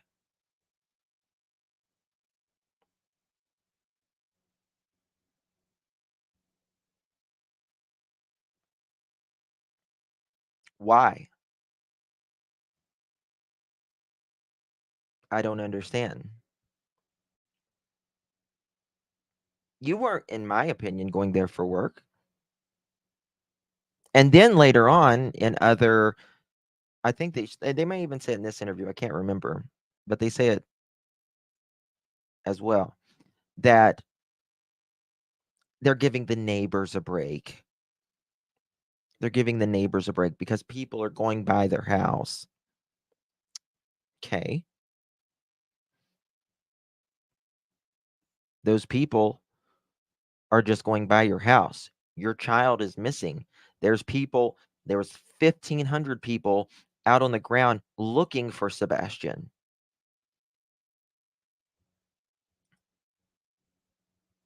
So the reason Nancy asked earlier in the beginning of the interview, where do you work? he said where he worked. I don't want to say it.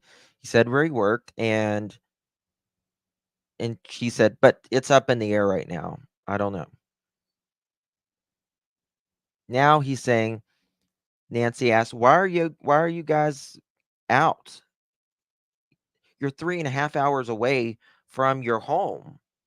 3.5 hours away from your home in a different state. Why would you be in a different state right now when your son, you say, walked out of the door, even though there's no evidence of that?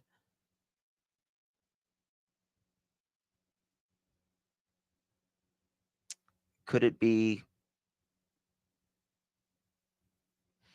it's a different state. It's harder to arrest. You might, I just think, I'm telling you guys, I'm just going to be direct. I think it's somewhere between Hendersonville and that RV park. Because they've gone back and forth. There was no reason that I can think of when your job is up in the air and your child is missing for you to go in an RV, a fifth wheeler, whatever, 3.5 hours away, where they haven't said you are going back to work yet. You just said it was up in the air. Why? Why are you going there? Why are you going there? You're not working currently. You're not working at all, Katie.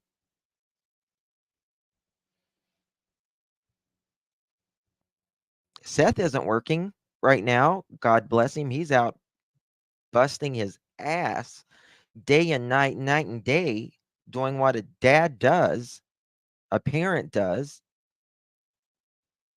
What's with all of these trips?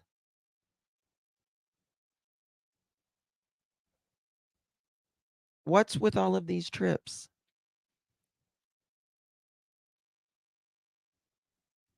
I'd like to know.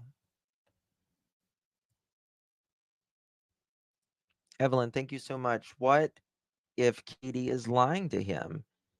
Maybe she put Sebastian with someone for safety.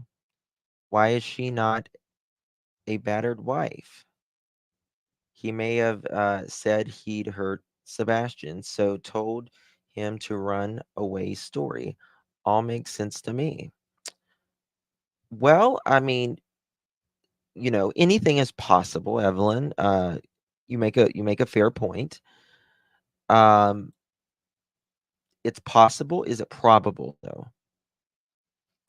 Is it probable that over a month later you wouldn't have just said the jig is up? Here's where my son is. I just don't think that's possible, in my opinion. It's not, no, I'm saying it's not, it could be possible. I'm saying it's, in my opinion, it's not probable though. Stranger things have happened though. Mississippi has no extradition. I've heard that. I haven't really looked into that though, but I do believe with every fiber of my being. Why are you going 3.5 hours away when your son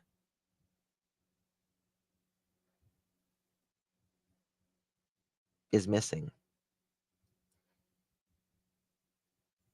Seth's not going on vacation right now. He's not waiting. At this point, when your child is missing, nothing else matters. Nothing. I get it when we are in our normal everyday life, when everything's fine. Of course, paying the bills is extremely important. Working is extremely important. Making your house payment, your car payment, your rent, your credit cards, your utilities, that's all very important. But then if you're missing a kid for over a month,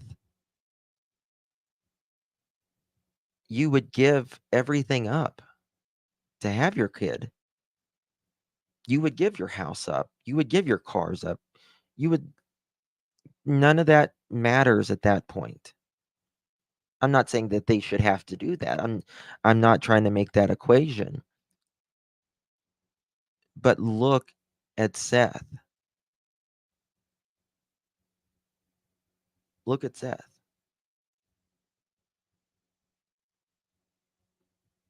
He just said, I'm not working. If y'all can help out, please do. And absolutely, we're going to help out, and we have helped out. Stiffen body language. Oh, yeah. Yeah. There's nothing about this case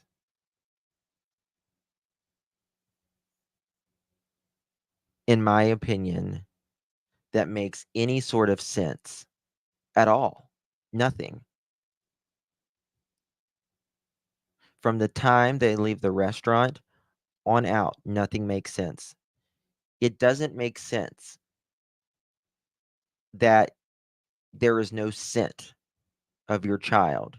It doesn't make sense that you install security cameras and security stuff and live in a $600,000+ home, and yet you don't have a security system.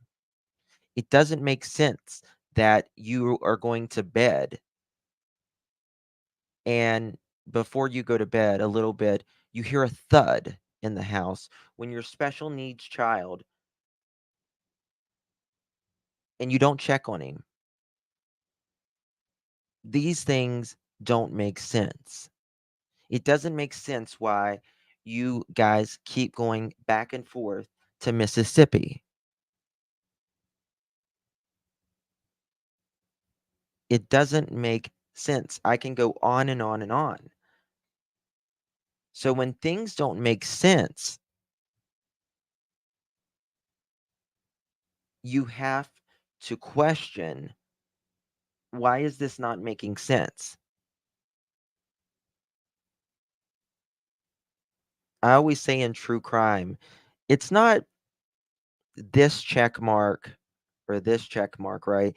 It's all of these little check marks that, you know, compress together, and you're like, okay, I can get past that. That can happen. No worries. That can happen. No worries. Yeah, there was a security system built, already came with the house. Yes, you're right, Mohawk. But it's all of these things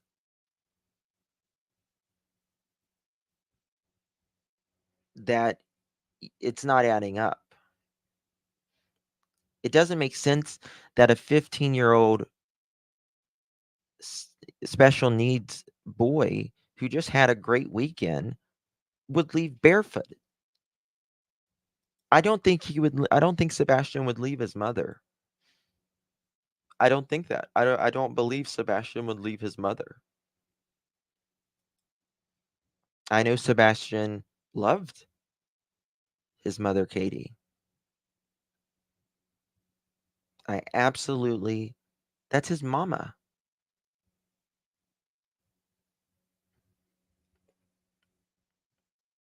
I know Sebastian absolutely loves his dad, Seth. That's his daddy.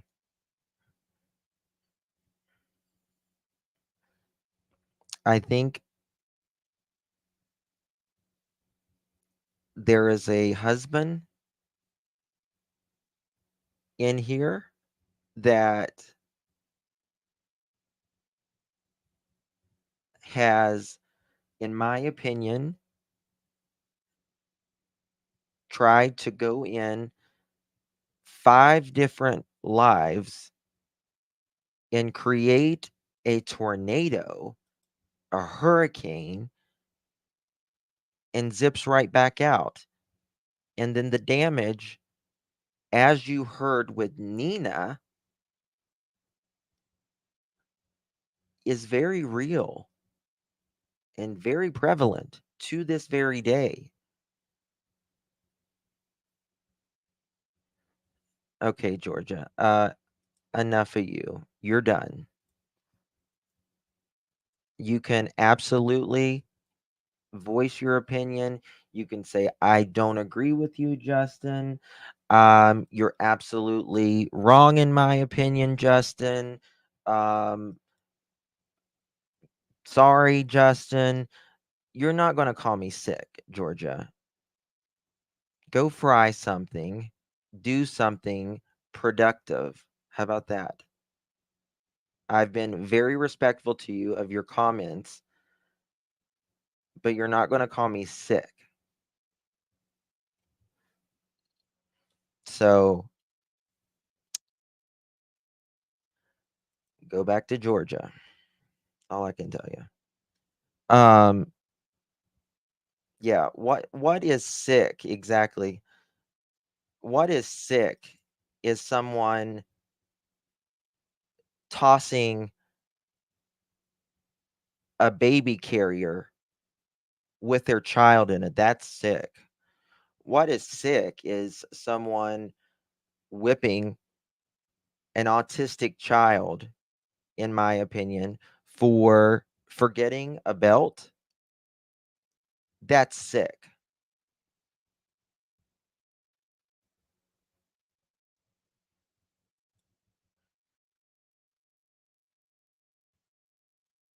I think something went wrong here. I think absolutely Sebastian was taken care of as far as the materialistic, he absolutely had a great home, and that should be, and that's commendable, absolutely. You know, Sebastian and Summer lived completely different lives, right? Not you, and let me make sure it's not this Georgia, by the way, not this Georgia.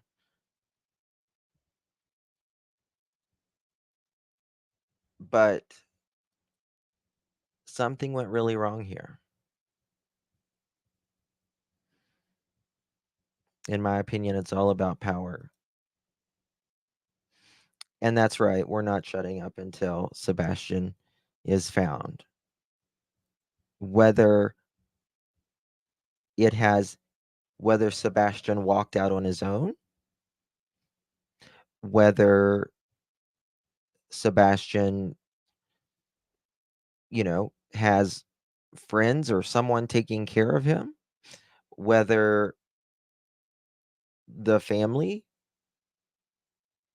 has him hidden, whether there was foul play, no one's stopping until Sebastian is found. Nobody's stopping.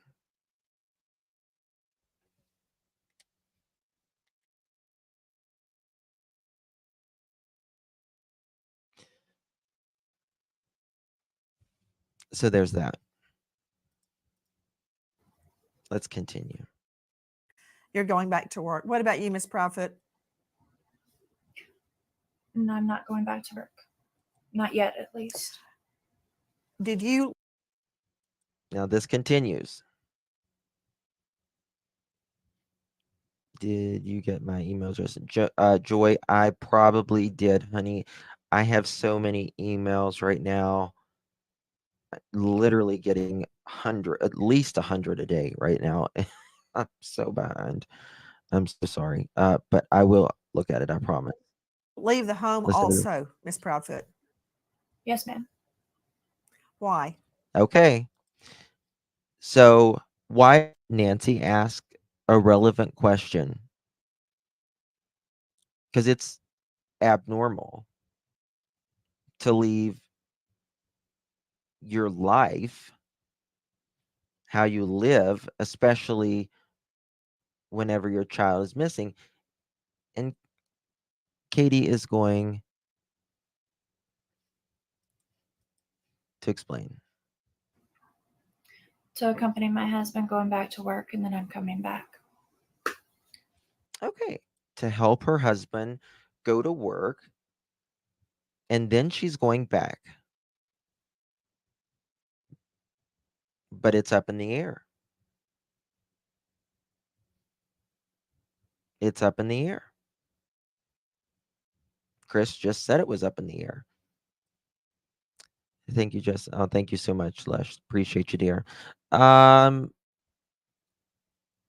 what did this person say?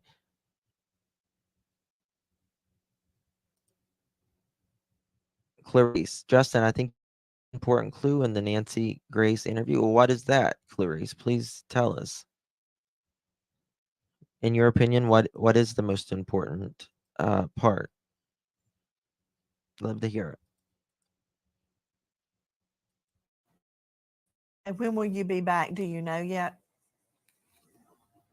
No, not yet. Are you concerned about being away while the search is ongoing? Absolutely, I am. Then why are you going? Because my son could be anywhere, and we're looking everywhere and anywhere.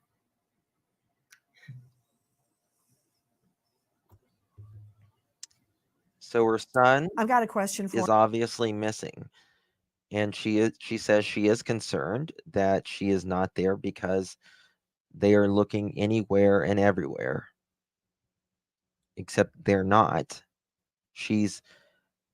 Chris apparently needs support about him going back to work, that the job that he is up in the air right now.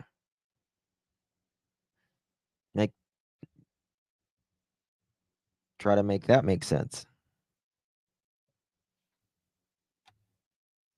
Try. for you. Yes, I want ma'am. to find out about Mr. Proudfoot hitting Sebastian with a belt. What happened? That was actually several years ago, and it To was Mr. Proudfoot. one- To Mr. Proudfoot. To Mr. Proudfoot. Nancy is the best. She is the freaking best. To Mr. Proudfoot, to Mr. Proudfoot, to Mr. Proudfoot. Clarice, you can email me. I can give you my email address.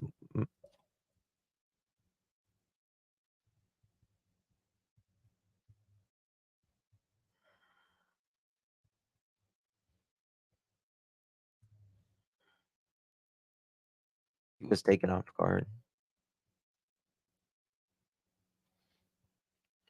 She doesn't Yes,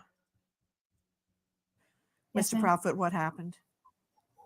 Oh, I'm sorry. I misunderstood. I thought you were asking Katie. Sebastian had gotten in trouble. He got caught lying. And we asked. He's very nervous here. He's very nervous here, in my opinion.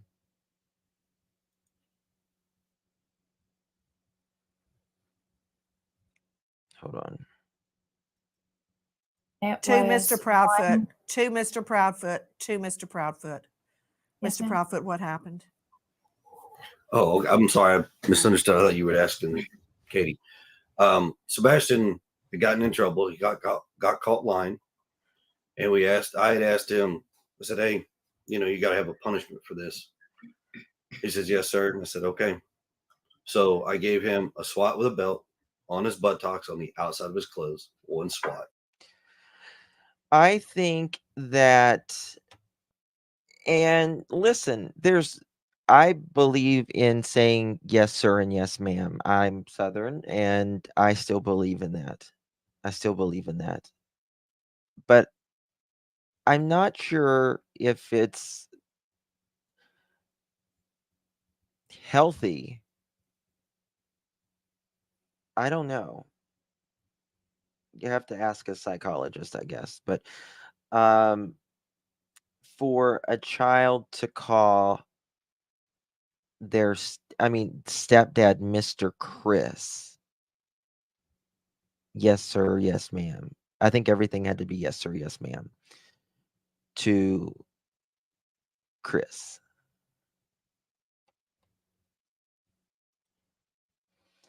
Now he's talking about the right, the punishment. What did he lie about? I honestly, I don't remember at the time, but it was probably something dealing with school because that's He doesn't remember. He had to forget between the time he did Smiley's interview and the time he did Nancy Grace's interview, which was, I think, about a week. So he forgot in that scale of time, I suppose, because he stated on Smiley's that he whipped him because he either forgot his belt for school or he lied about not wearing his belt to school. Either way, I can't imagine someone getting whipped for not wearing or forgetting a belt. I mean, for that, this is what he's admitting to. Hey, Crimes. Happy Easter, dear. majority where his issues lie. Did he have other issues at school? Yep. Some behavioral stuff, but nothing too crazy. Oh, What thank kind you, of Summer behavioral stuff? Dreams. That's so sweet. My love. He has a hard time. He's like awkwardly socially like blending in with students, so it's a little. He's trying to figure out how to do it, but respecting people's space. He gets a little too close, and then kids don't really accept that too much, so it kind of causes an issue. But he'll not stop, and he continues on. This is the. I'm trying to think of any other cases that parents, step parents talk about their missing child so negatively. What they feel are the shortfalls of Sebastian. It's whenever someone goes missing or a loved one dies, right? That's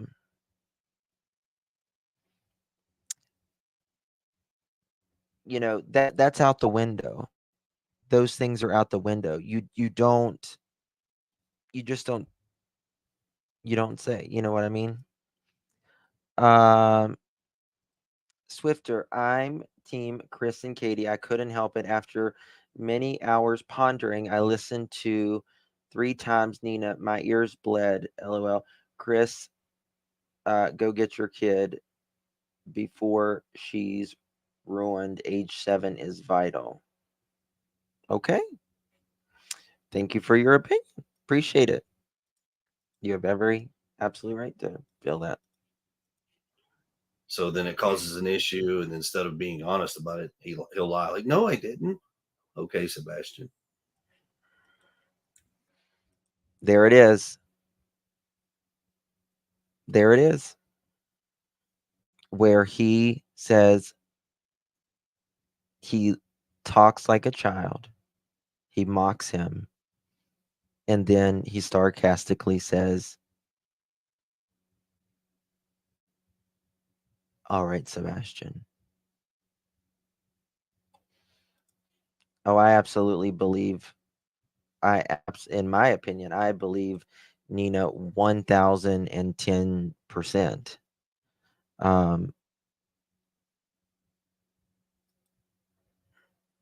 Mhm. Yes. Yeah, sure. He's trying to figure out how to do it, but respecting people's space. He gets a little too close. And then kids don't really accept that too much. So it kind of causes an issue. But he'll not stop and he continues on.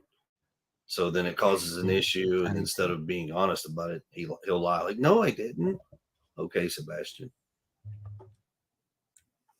We're lying about doing Was work. that the first time? Was that the first time you had ever hit him with a belt?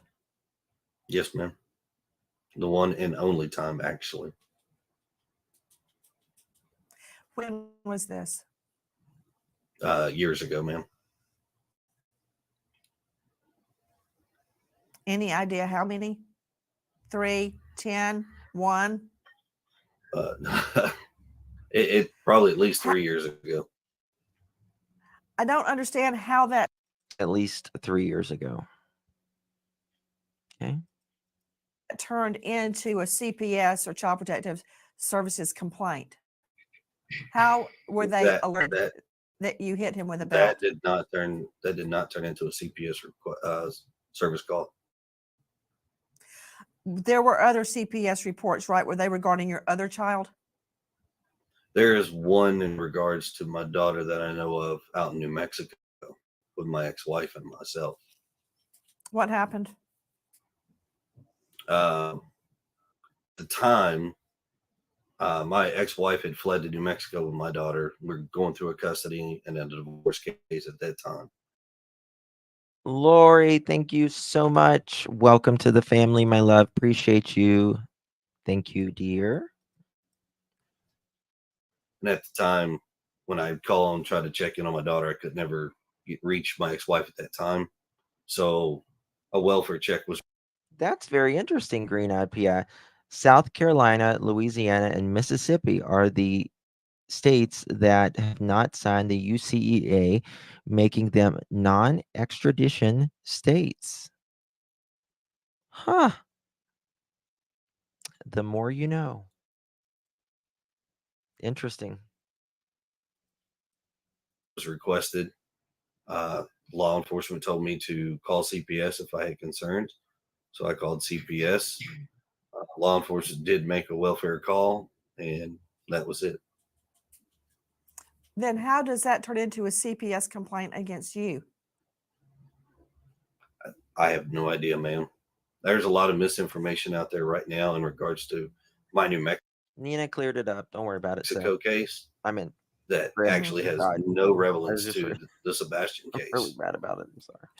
Then was there even a Sorry, CPS complaint against you in New Mexico? Not that I am aware of. And my attorney and myself are well educated on my case, and there's nothing that we know of. Was there a TRO taken out against you Take care, Inga. regarding Yes, ma'am. your Bless you, daughter? honey. Hope you feel better. Not a TRO, but a TPO. TPO. Lori, thank you so much. Thank you, my love. Appreciate it. Welcome. Thank you so much for becoming a member and your super sticker. It's very sweet of you. Appreciate you. A temporary Happy protective order. Easter. Why was that taken out? So in regards to that case, my ex-wife had a TPO put against her in Tennessee at the time. When we went to court, that got dissolved. I was ordered to hand my daughter back over to my ex-wife at the time. She gets in a truck. She fleds to New Mexico. 2 days later, she files one in retaliation.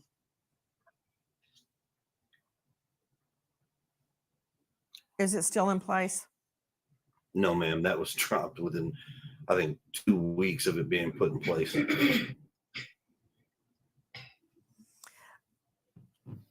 I've got a question about the belt incident. You're telling me that was the only time that you ever hit Sebastian with a belt. Yes, ma'am. And you're also telling me that did not make it to CPS? No, ma'am. That did not. You can tell Nancy, she knows how to interview. She really does. You're telling me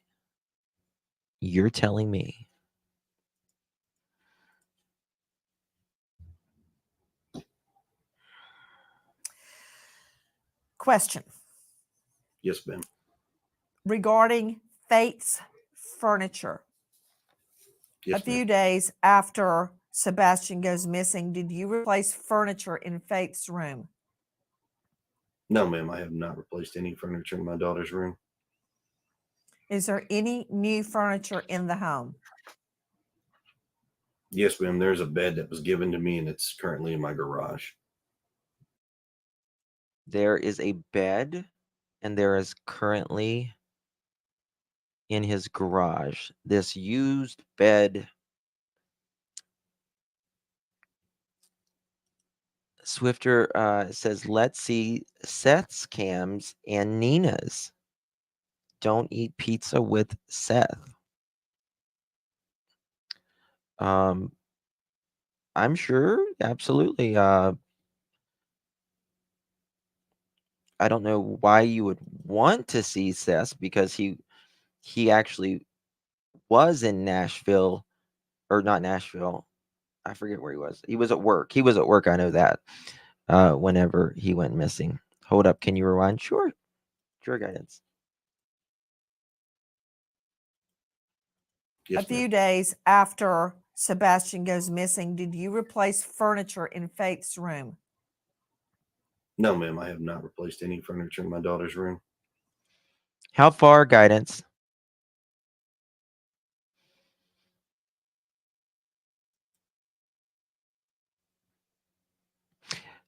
Yeah,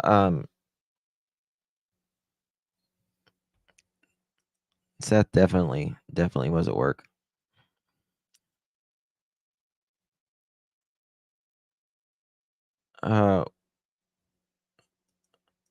Where him and his lawyer were well versed in his daughter's case. Lawyer now or lawyer for Faith? It was lawyer for Faith, I believe. I'm pretty sure. Not make it to CPS? No, ma'am. That did not. Thank you, Alexander. Appreciate you. Thank you, my dear. Question. Yes, ma'am. Hold up, maybe it's here. I've got a question about the belt incident. You're telling me that was the only time Wife had a TPO put against her in Tennessee at the time. When we went to court, that got dissolved. I was ordered to hand my daughter back over to my ex-wife at the time. She gets in a truck. She fleds to New Mexico. 2 days later, she files one in retaliation.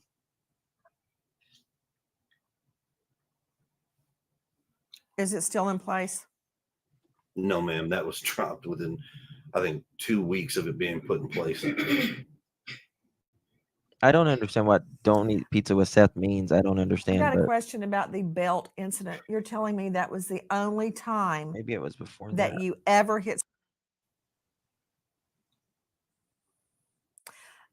Was there a TRO taken out against you regarding Yes, ma'am. your daughter? Not a TRO, but a TPO. A temporary protective order. Why was that taken out?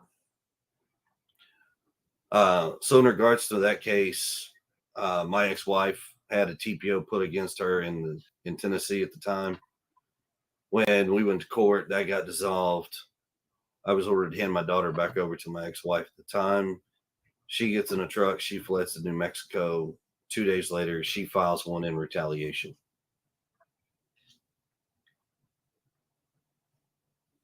Is it still in place? No, ma'am. That was dropped within, I think, 2 weeks of it being put in place. Nina, thank you for your strength and honesty. We survivors believe you and stand with you. Thank you so much, Elizabeth. Appreciate you very much, my dear. All right, here we go. I've got a question about the belt incident. You're telling Listen to that. Yes, ma'am. regarding Faith's furniture. Yes, A few ma'am. days after Sebastian goes missing, did you replace furniture in Faith's room? No, ma'am, I have not replaced any furniture in my daughter's room. He hasn't replaced any furniture in his daughter's room. Have you replaced any furniture in Sebastian's room? Is there any new furniture in the home? Yes, ma'am, there's a bed that was given to me and it's currently in my garage.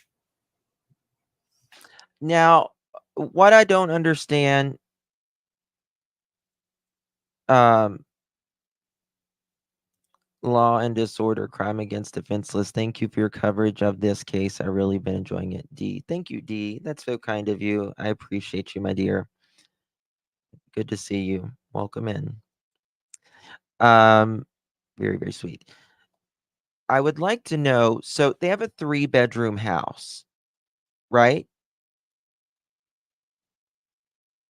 They have a 3-bedroom house. Okay. Master bedroom, their bedroom.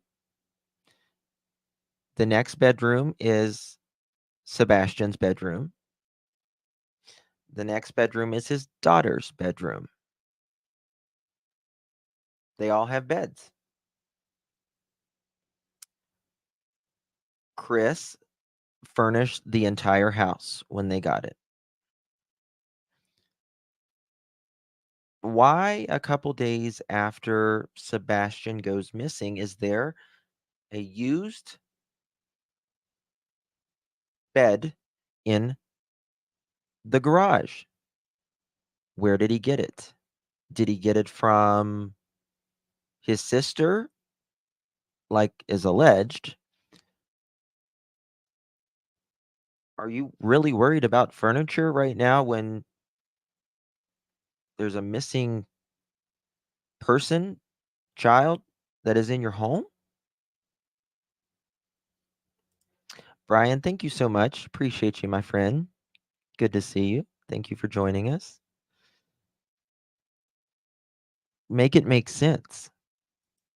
The last thing I would be worried about, in my opinion, is someone delivering a used bed in my garage.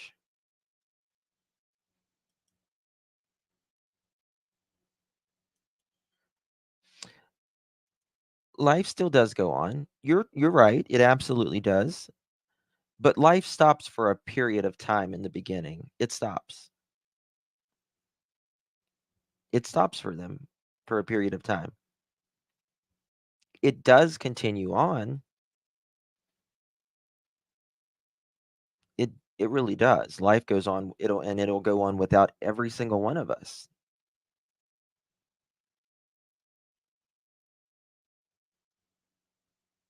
But what's the bed for?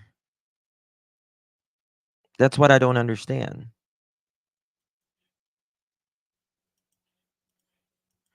Has anything been taken out of the home? No, ma'am. But you're right. It does go on. It's true.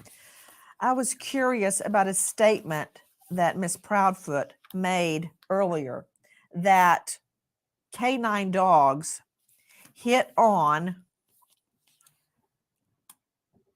the barn around the home and near a retention pond. Did that happen? I'm not sure about the barn, but the retention pond, yes. Because law enforcement says the dogs did not hit. But there is nothing around the retention pond. There is no scent at all. The retention pond was drained. No hits around the home. Miss There's Proudfoot says they did hit around the retention pond. So there's been a lot of miscommunication in regards to what is and what is not. To help clear that up, law enforcement has actually spoken directly with me, showed me a few things. What I can tell you is from day one, there was 5 dogs that started the scent for the search. And then after that, from the next 8 days out from that, there have been dogs from all over the country that have come in and done searches and had scent hits in various locations. But I would say a certain percentage of them tend to go toward the same spot, which would have been a retention pond. So either Chris and Katie are extremely not understanding it. They're misinformed about the hits. They haven't, or it's just flat out they're just saying that because they know that there was no hits.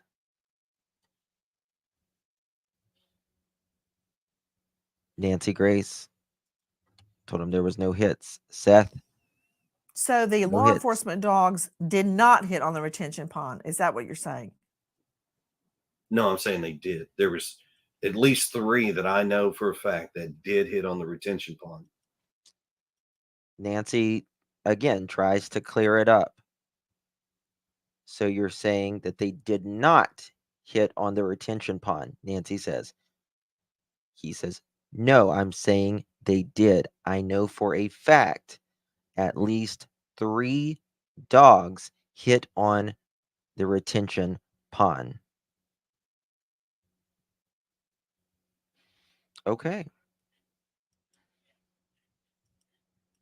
But they didn't. And the pond has been drained, correct? And there was nothing there. Yes, ma'am. They have walked it, drained it, and there's nothing. The retention pond was only knee deep anyways. On one occasion, Mr. Proudfoot, you stated that you and Mrs. Proudfoot have been, quote, vetted and cleared of foul play. That was stated on Chronicles of Olivia. Is that true? What do you mean by that? Yes. So after working with law enforcement of all agencies, they have actually told us that there is no foul play, no nefarious issues. We've been cleared of all wrongdoing. We are working extremely cooperative with all law enforcement. I am so sorry, Hazel. Justin, I'm a mom that's daughter was murdered 35 years ago. Life does go on, but there is a hole full of pain that never goes away. We just get better at hiding it. Miss her very much. I'm so sorry, Hazel. That is a club that no parent ever wants to be in. And I am so sorry. Really, really sorry about that, hon. God bless you. 33. Okay, let's go back to this. So after working with law enforcement of all agencies, they have actually told us that there is no foul play, no nefarious issues. We've been cleared of all wrong. So, do you guys think that law enforcement, do you believe Chris when he says that they have been vetted, cleared, and say that law enforcement has told them that there is no wrongdoing or foul play?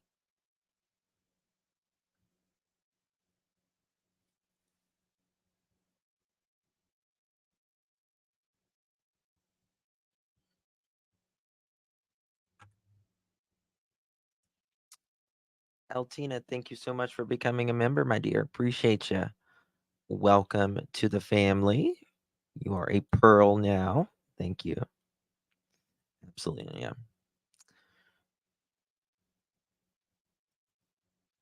I mean, I would think that if TBI, law enforcement, FBI, any of them would have cleared them that quick, they would have likely let the public know. Doing. We are working extremely cooperative with all law enforcement agencies at any. Now, fair is fair. Uh, law enforcement did say that they were having a good line of communication. I guess that's what you could say. A good line of communication, that they were cooperative, which is really, really good. And that's, you got to give Chris and Katie props where props is due, in my opinion. So yeah, I miss you, Justin. I've been off YouTube for a while. Love you always. I've missed seeing you too, dear. It's good to see you. It's so good to see you. I'm glad to see you back. Appreciate you. Diana, thank you so much. I appreciate you, my friend. Thank you so much for your support. It means a lot, truly. Yeah, I don't see so either law enforcement has told Chris and Katie that they are cleared of any wrongdoing whatsoever, or TBI, law enforcement is just not telling us, or Chris and Katie are lying.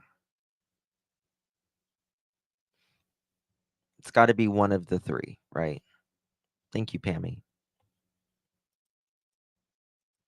Any point in time that they've called, come to the house, anything.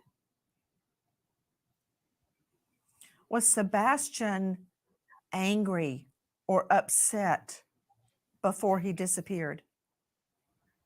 No, ma'am. Not to my knowledge.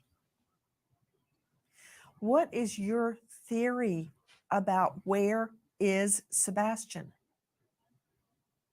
I wish I knew where he was, to be honest. Your theory.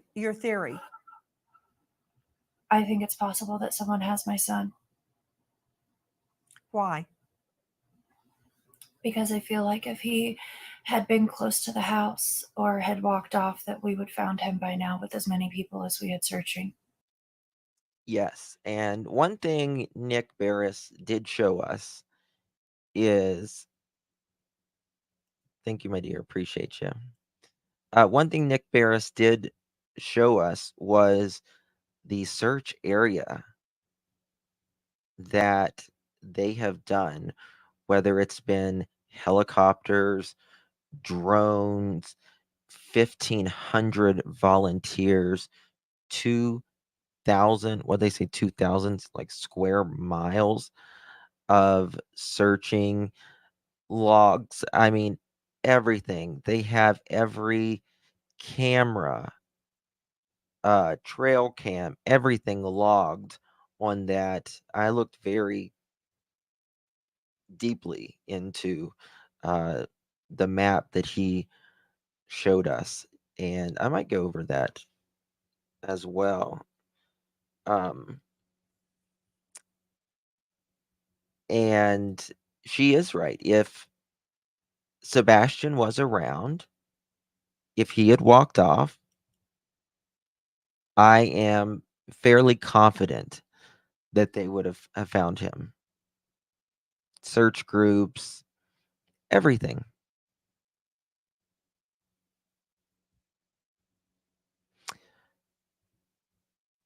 I mean, they usually find, if a child gets loose, by their own accord, they usually find them within a few hours. We're over a month now. That's a problem. Have you checked his social media? He doesn't have social media. Have you checked his phone? His phone has been thoroughly checked. Yes, ma'am. Have you handed your phones to police, both of you? Yes, ma'am. Yes, ma'am, we have. Has police searched all of your devices, your laptop, your iPad, everything? Everything. Yes, ma'am. Other than you, Miss Proudfoot, who is the last person that saw or heard Sebastian alive the Sunday before he went missing? Two of his aunts, a cousin, and the staff where we had dinner. Leslie makes a great point, in my opinion. Why is Katie not begging this person she thinks has her son to bring him home? Why is she not making a plea? Why is she not talking directly to the person or persons that could allegedly have Sebastian? Why is she not talking to Sebastian directly? We're going to find you, right? Why is she not looking? Seth said Chris wanted Seth to go on an interview with them. Seth said no. Seth said Chris wanted Seth to go on an interview with them. Seth said no. Interesting. Hold on, I just saw a comment. What was that?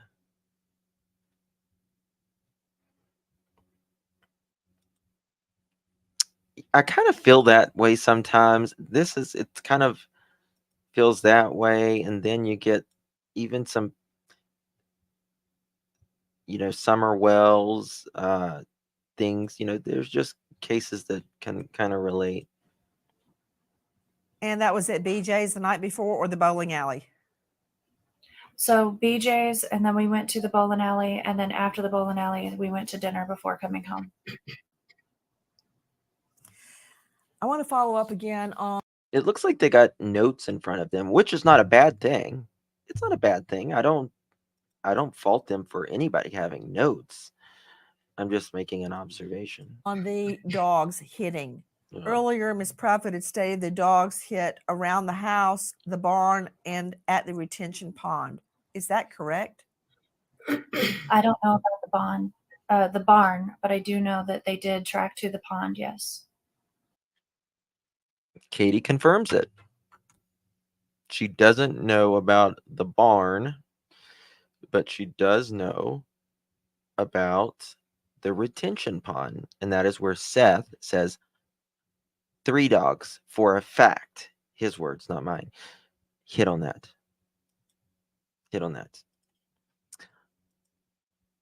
Oh, thank you. 1 second. Thank you, LT. You gifted 5 pearls. Oh my God. Thank you so much. I appreciate you. We need to do an application here. Ready? This is a Brooklyn-bound 2 express train. The next Get on the stop train. is Fulton Street. Stand clear of the closing doors, please. Giving to the lesser fight. My body aches to be satisfied. You've been approved. My weakness comes and goes. My weakness comes and goes. Your application has been approved, thankfully. Congratulations to the 5 new pearls that have joined us. LT, thank you again so much. And if you just became a pearl, give major thanks to LT. Appreciate you, my dear. But Katie never says where the aunts and cousins saw him. She just repeats where they went. I think they all went to the movies together, and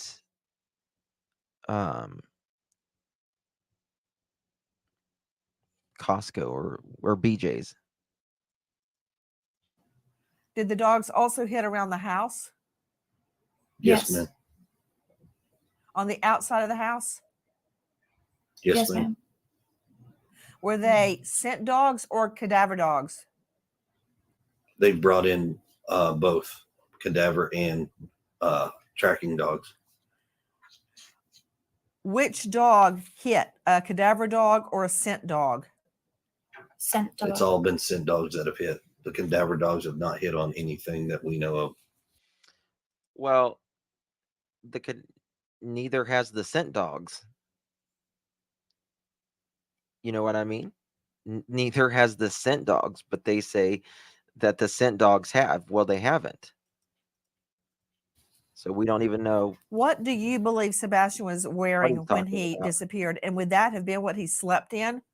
I did say movie. I am Yes. so sorry. I did say movie, and I want to clarify that I did not. I keep saying movie, and I meant bowling. I said bowling and then a movie, but it was bowling and then, or BJ's then bowling, not a movie. So clarify that there was no movie. So the clothes, the black sweatpants with the white stripes and the long sleeve black shirt, that is what he went to bed in. And the reason that I believe he was still wearing those clothes is because when we searched, I did I not should be find done those with it clothes in the within house. an So hour. I have to assume that that's what he was still wearing. Thank you, dear. I'm sorry, I couldn't hear you. Did you say that's what he wore when he went to bed? Yes, ma'am.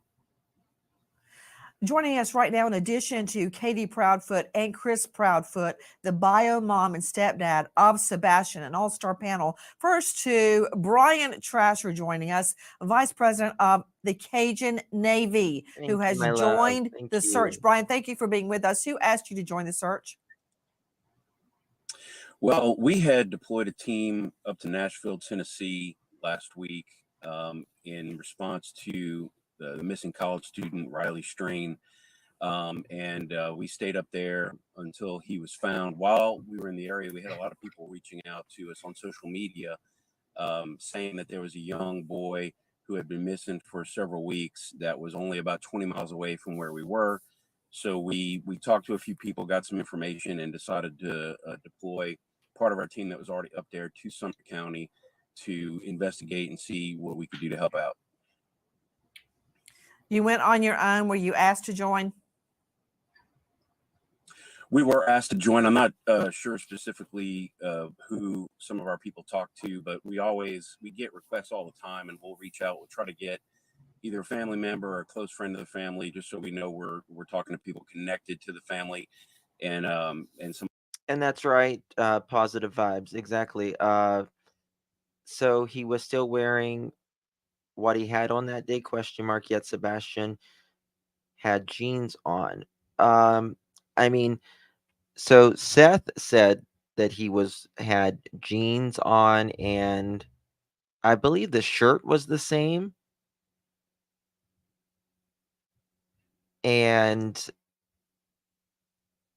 But he would have had to have changed between 7 and 9 o'clock, because he went to bed at 9. Different shirt.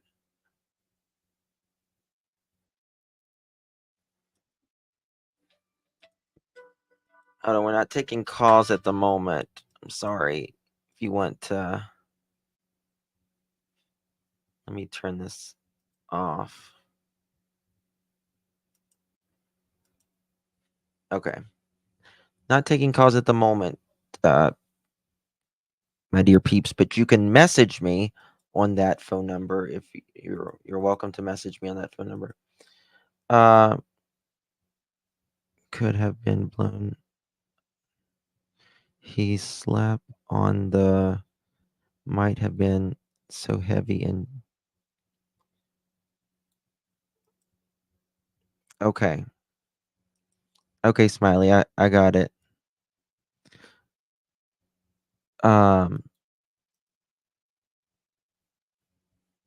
Yes, I'll check my screenshots if I can find them again. What is up with TBI investigation? Do they ever find missing kids? Where is Summer and Sebastian? I would love to know. Texting or emails is fine, Joy. Doesn't matter. Doesn't matter. You can text picture, you can email a picture, you can text, or you can write something in an email. Yeah. This guy right here, Nancy goes, she asked him a question and he goes on for like 3 minutes. And then she's like, question. Somebody had reached out and asked us to join since Maybe we already had assets so close to Sumner County. Tell me what you have been doing, Brian Trasher. Everyone with me, the VP of the Cajun Navy, who has joined in the search. You can find them at CajunNavyRelief.com. Brian, tell me what you guys have been doing. Just we're the United Cajun Navy. We're the original group that everybody Now remember, she said, what have you been doing? hears about. There's other groups that use the Cajun Navy name to try to fundraise off of our efforts. Cajun Navy Relief is not affiliated with us at all. We are www.unitedcajunnavy.org. We're the original. We're the real ones. Again, what exactly have you been doing on the search? So, She said, again, what have you been doing on the search? We've had a canine, our own canine team who is already participating in the search for Riley Strain up there searching around. We've talked with the Angel, me too, to be honest with you. There's something I just can't, I don't know what it is, but yeah. lead investigator with Tennessee Bureau of Investigation, Agent Simmons. We've talked a lot with him and trying to coordinate efforts because we always try to coordinate with law enforcement, make sure we're not getting in the way, duplicating efforts or putting out any. You know what, Mr. information. Trasher, let me just cut the chase here.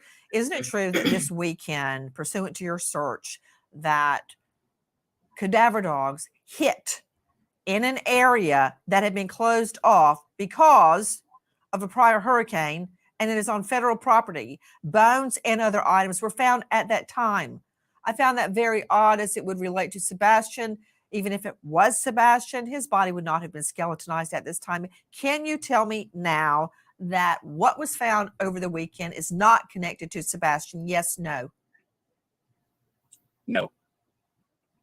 Not No, connected to that hit, Sebastian. That hit was, yeah, that's correct. That hit was not connected to Sebastian. Okay.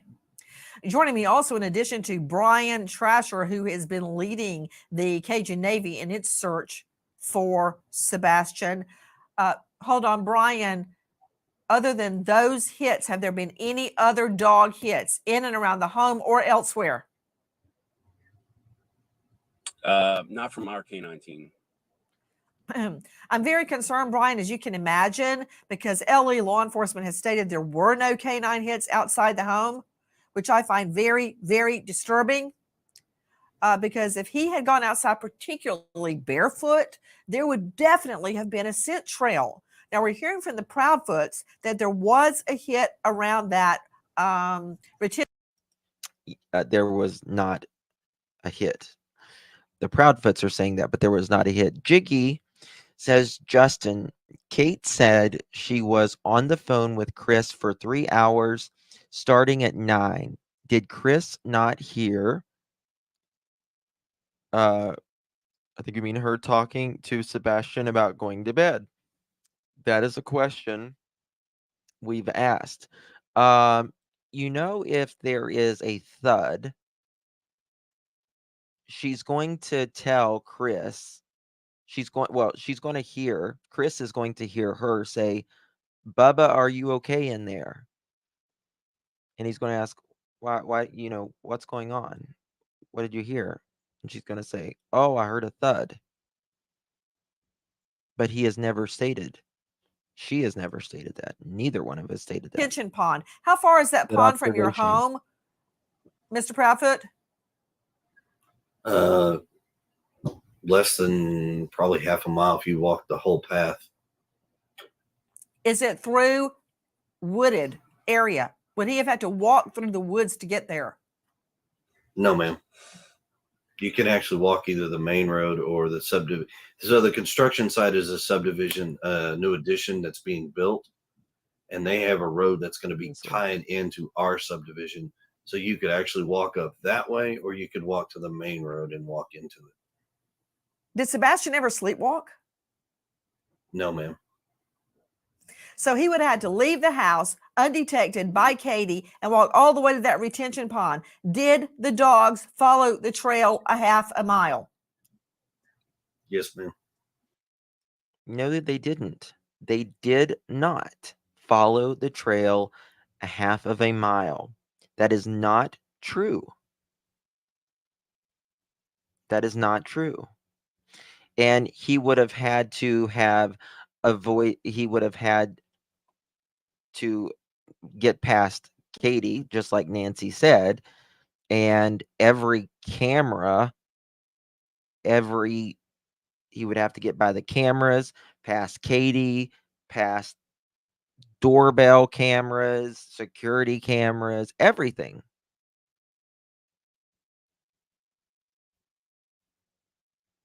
Dog sense, all of it.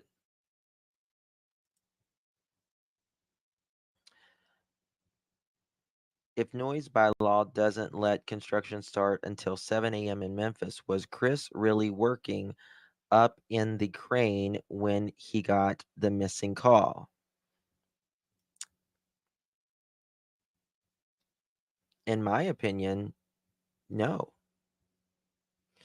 Jules. Happy Easter to everyone, Justin. Thank you so much. Proudfoot, where is Sebastian? Thank you so much, Jules. Happy Easter to you, my dear. Appreciate you so much. Well, and I want to make it clear, it's not about blaming or anything.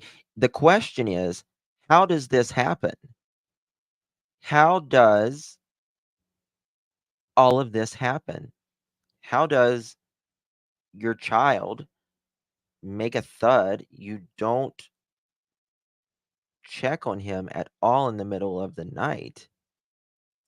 I'm seeing you. Yes, it's just moving by pretty quickly. And why? He doesn't sleepwalk. He's not a runner. There is no cameras at your house. The lights are off. He's barefooted. You don't get any scent trail and you're barefoot.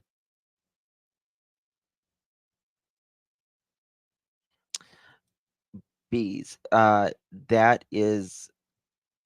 So someone cleaned it up really good on one of the group chats. So the Seth had talked to TBI, and there is nothing, nada, zip. There was no hit at all. At all.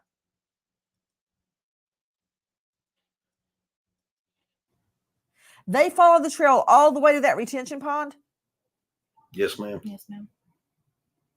That's very curious, as they are saying the dogs didn't pick anything up.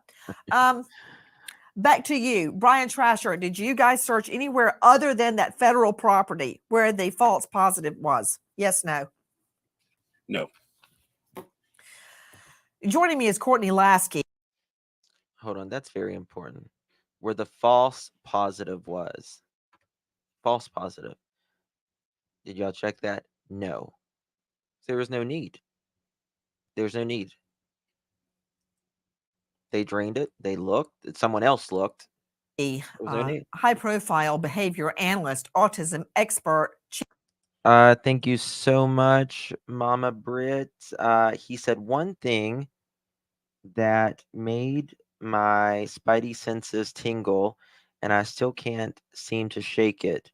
Is he on the other side of the bed? The normal places he may be in the house. Thoughts? Is he on the other side of the bed? You mean, is he on the other side of the house? Mama Britt, you don't have to send another chat or anything. Mods will let me know. But can you explain yourself a little further what you mean by that? Just a regular message is fine. I'll see it. I'll look for it. Thank you, Dispatch Crystal.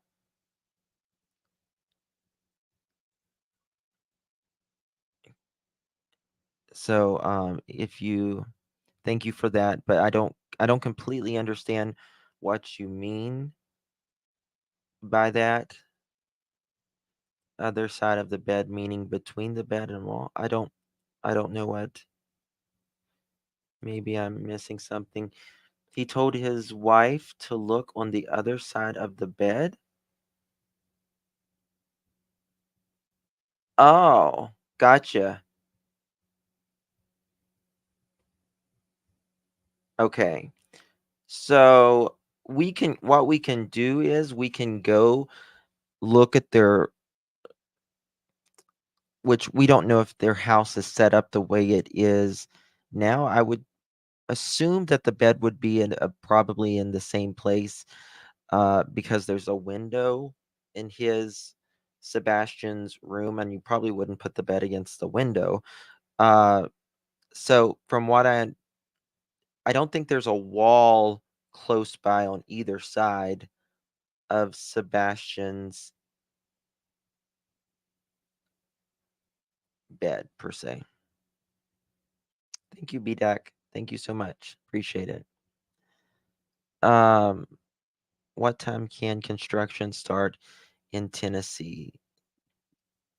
The erection, including excavation, construction, demolition, and repair weekdays from 9 a.m. to 6 a.m. on Saturday.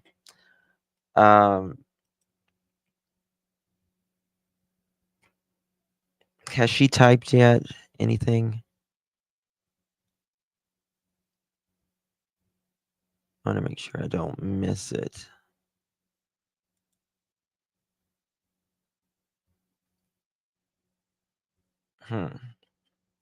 Let me know. Chief Mods, Clinical please. Officer with Little Starts Therapy. Courtney, thank you for being with Yeah. us. At this juncture, Okay. Let me see if I can find it here.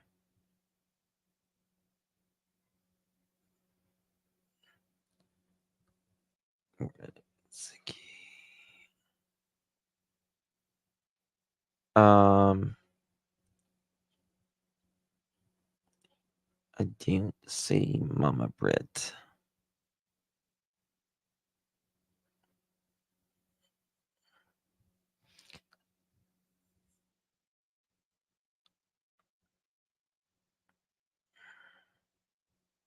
Can one of the mods type what she said to the response? I don't see her, Mama Brit. I only see your super chat. Oh, there it is. Hold on. Sorry. I found it. Never mind. Thank you. Sorry. In the first interview, when Katie allegedly called saying he was missing, he claimed to ask, "Did you check the other side of the bed?" Yes. Did you check the other side of the bed? That is an odd statement.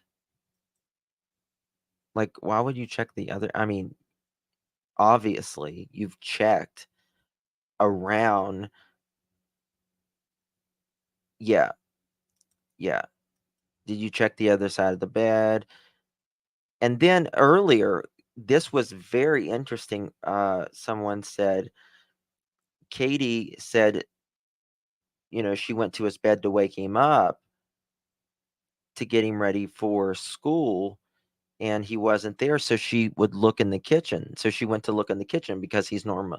If he's not there, he's normally in the kitchen. Well, you have to go through the freaking kitchen or past the kitchen. You have to go through the kitchen, I believe. You have to go through the kitchen to get to your son's room. Make it make sense.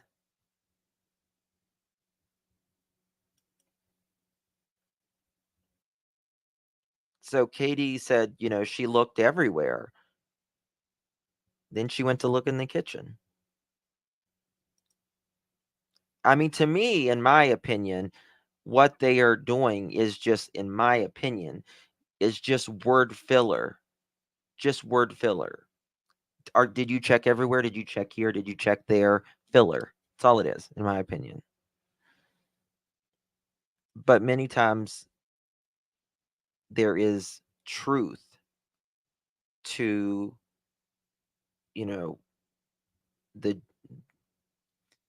the overall about what they're saying. They're just leaving right the main factor out.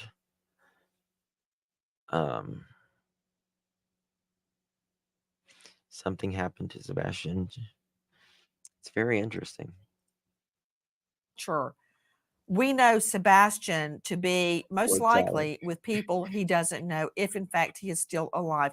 How would that affect a young boy with autism? It would affect him greatly. Based on the diagnosis of autism, we know that they typically have deficits with communication, social skills, and they display some rigid and repetitive behaviors. If, in fact, he is with someone else who does not know him well, that would be entirely out of his routine. He could be engaging in behaviors that he hasn't engaged in before. He could be looking for an escape. He could be looking to get out of those aversive situations. We know that not every autistic individual will wander, but Now, in my opinion, like I said, I absolutely believe Sebastian loves his mother, right? Katie, that's his mother. And I think things were probably a lot calmer for Sebastian and Katie when Chris was not there.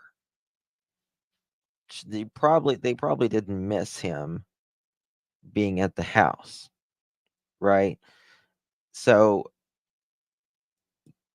again, he could have been running from a bad situation. He wanted to get away or whatever, but I don't see him doing that if Chris was not at home. And Chris says he was not at home, even though he said he was there in the morning, which we caught earlier. At least in my opinion. I thought that too, Justin. Seth said that the visit before last, Sebastian did not want to go home, but would not say why. What is that tank in the living room? The tank. Oh, in this picture, looks like a fish tank. Yeah, it looks like a fish tank.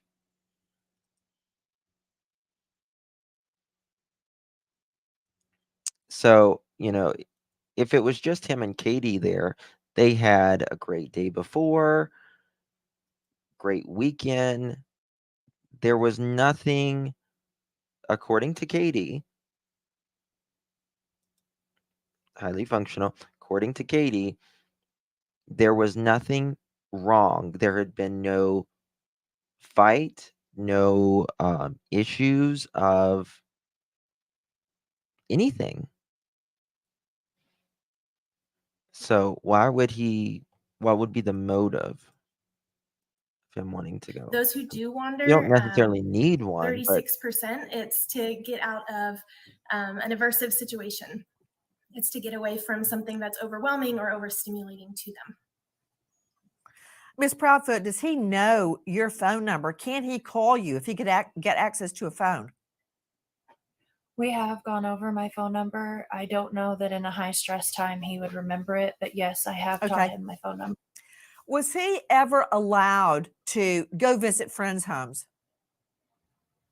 He didn't get invited, but had he been, yes, we have had play dates in the past. that broke my heart when she said that. He didn't get invited. Remember, Sebastian just wanted friends. Why say that? Why say that? Just say we didn't go to people's homes that often.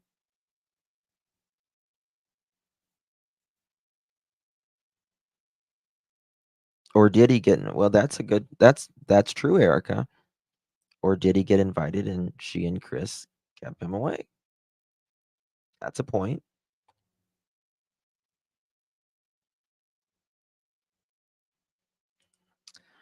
Law and Disorder says crime against the defenseless. I'm a mom of 3 special needs children, primarily diagnosis autism. Sebastian had seizures. There is no way a mother wouldn't check a thump. Motive, it's hard. Was other side of the mattress blood? I don't know. You know, and God bless you, Law and Disorder. God bless you. And your babies. You know, this mattress thing is starting to really check some boxes for me because we hear someone just pointed out, check the other side of the bed, right? We hear thumps not checked on. Then we have allegedly heavy trash. And then we have a new old bed delivered.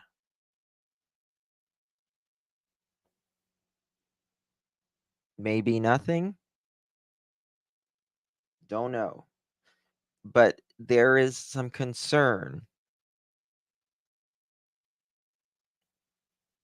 Check the other side of the bed. There's a thump. There's some heavy trash, bulky. And now someone delivered a used bed.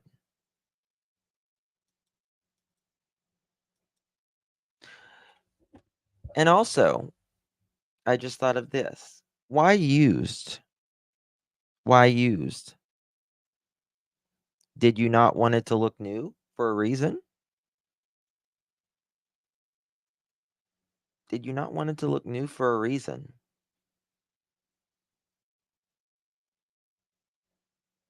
I don't know.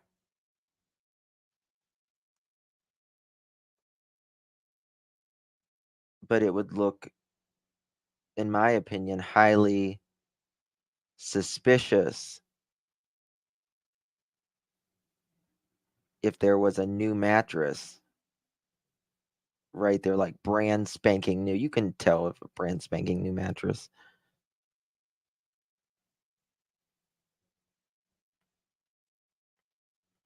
I don't know. No, Canadian Nana. I'm not saying that. I'm saying that this bed that's being delivered at some point, day or two after, right? Prior to that, they're talking about check the other side of the bed. There's, a bed mattress. And then we're hearing a thud. They're not checking that, which what mother doesn't do that, much less if you have a special needs child.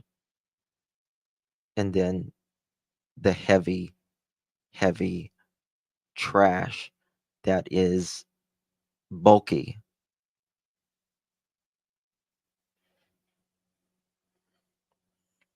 There's only one, I mean, I can't say there's only one reason, but it seems to me like Chris had no need for a mattress that I can think of. Maybe he does. I don't know. but I don't see him being the used kind of mattress. Was any of the other mattresses in the home bought or given to them? I would like to know, because from what I understand, allegedly whenever when they bought the house, he went and furnished the entire house.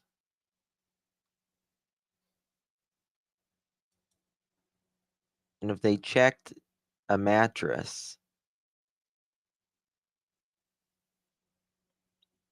if it was switched out, you wouldn't want it to be switched out with a brand spanking new mattress, in my opinion. So you'd probably switch it out with slightly used, maybe. I don't know, Mohawk. Don't know.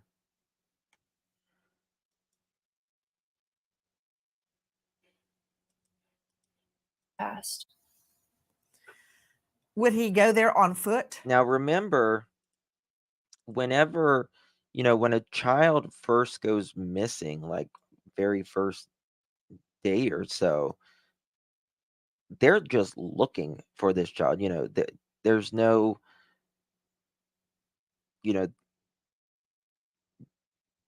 deep investigation at this point. It is, we're looking for a missing child. He got loose. Because most children that go missing like this,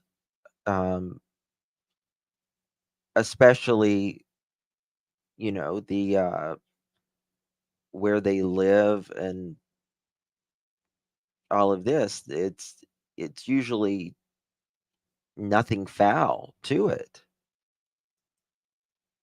So they're just looking for Sebastian. He's a child that has autism, and he got out. But then things started coming together. You didn't get shoes, your lights was off, you work for a security company, but you don't have a damn camera. Nobody saw anything, nobody heard anything, the dogs aren't hitting, and it starts, in my opinion, to piece together. No, ma'am. Joining me now is Lauren Conlon, investigative journalist, host of the Outlier podcast, host of Corruption, What Happened to Grant Solomon. And you can find her at laurenconlon.com. Lauren, thank you so much for being with us. What can you tell me about that stretch of road, if anything, between Sebastian's home and that retention pond? Well, look, Nancy, I think like everything else about this case, it is very confusing. Now, listen to this woman here, because what she talks about is she called and asked about the hits. And she makes it very clear in front of them. This was before, even Seth talked to the TBI and all of this. So, when it all came out. So because the public hasn't heard much from the police. We haven't heard much from the Proudfoots, obviously, when it comes to that, or Seth Rogers. And now I'm learning a lot here as I hear Chris Proudfoot say, okay, we can't speak about this because of law enforcement. And now with the Cajun Navy coming in, I think a lot of us are very excited that they are going to basically canvass this road. And they are actually telling civilians to hang back. Nobody needs to search this anymore. You need to stop. You need to stop helping and let us work with law enforcement and take over. Now, I called the Sumner County Sheriff's Office yesterday because of all the misinformation going around. And I got to be honest with you, they didn't even know what was going on with this road, with the recreation search. They were either very elusive or they were very confused. But either way, it's very concerning because the people, as well as myself, I don't live in Tennessee. I cover a lot of Tennessee. We are very concerned for Sebastian. We are very concerned. And so, okay, so let me just stop you right there, Ms. Conlon. Ms. Conlon, everyone is concerned, but let me remind everyone. Nancy, she fires back a little bit here. That law enforcement is under no duty at all to tell us or anybody else, including the Proudfoots, anything. That's true. They are not That's representing absolutely true. the Proudfoots. They are representing justice, and they will do what they have to do. The fact that they're not giving us a blow by blow is their business. Does it mean they're stymied? I don't know. Does it mean they know more than we think they do? I don't know the answer to that. But just because they're not releasing an ongoing investigative file is not a concern to me. At this juncture, I am collecting facts in the best way I know how. Now, regarding that route from the Proudfoot home to the retention pond, is it your understanding, Lauren Conlon, that there were no hits Here we go. by Listen to scent this. or cadaver dogs along that this. route? Correct, Nancy. It is my understanding there were no hits from the dogs. Now, she just said this in front of the Proudfoots. She called. There was no hits at all. Justin, the other night, Nina said he told the daughter he bought her a bedroom. Say it. They were fixing to go to court, and I bet he thought he was going to win, and so he would be coming home with them. I mean, perhaps, but I believe she already had. He said he didn't change anything into the daughter's room. I mean, I believe she's been there before. She has been there before, from what I understand. So, I mean, I don't know. It could be, though. You're absolutely right. You know, It is very confusing. It's confusing. You know, sometimes, Lauren, when we try to put together a puzzle, but we're missing a few pieces and we don't know what piece we're missing, you can't put the puzzle together. We're missing things from this puzzle. And right now, I'm on a fact-finding mission. I am pointing the finger at no one because I want to find Sebastian. I want to go to Dr. Jory Absolutely. Crossan joining me. And guys, again, please, Proudfoots, Trasher, Lasky, Conlon, jump in if you have a thought or you want to contradict, because a lot of this is elusive. We don't know everything. To you, Jory Crossan, joining us, former law enforcement, now faculty, St. Leo University, very well known psychologist and author of Operation SOS. You can find him at drjory.com. that's true. There's been alleged that Chris has said that. Now, he denies that. I want to make that clear, but it's also been alleged that she visited Chris 2 times a year and has FaceTime visits with him. Correct. Yes, Joy, we do. I don't know. Jory, thank you for being with us. Many people have made much of Yes, the fact that Sebastian could absolutely speak. He was very high functioning. when interviewed, Sebastian took regular classes that every other student his age takes. He was in a program that allowed him a little more time to do the work, but he took the exact same classes. Hold on. What did Hey Jude say? No scent, no video. I don't know what you mean. You can text me here. Right there. I'm not taking calls right now. I want to make it sure. I want to make it clear. I'm not taking calls. But you can Proudfoots do not look at the camera. They look away. They don't cry, and they don't seem upset. Now, that may or may not Listen to Katie's answer up there. mean anything. People can be very upset, crying, screaming, cursing. They may show no emotion at all. They may be numb by the time interviews are happening. I'm very different. When I talk about my fiance's murder or I talk about my dad's death, I still cry, even when I swear I'm not going to. So we have to remember this as well. Now, which in my opinion can be a motive as well. I'm not saying it is a motive because I don't know what happened to Sebastian.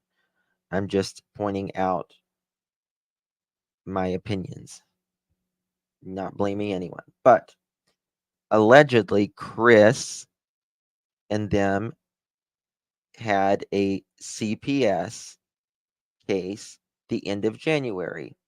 Chris leaves the 1st of February.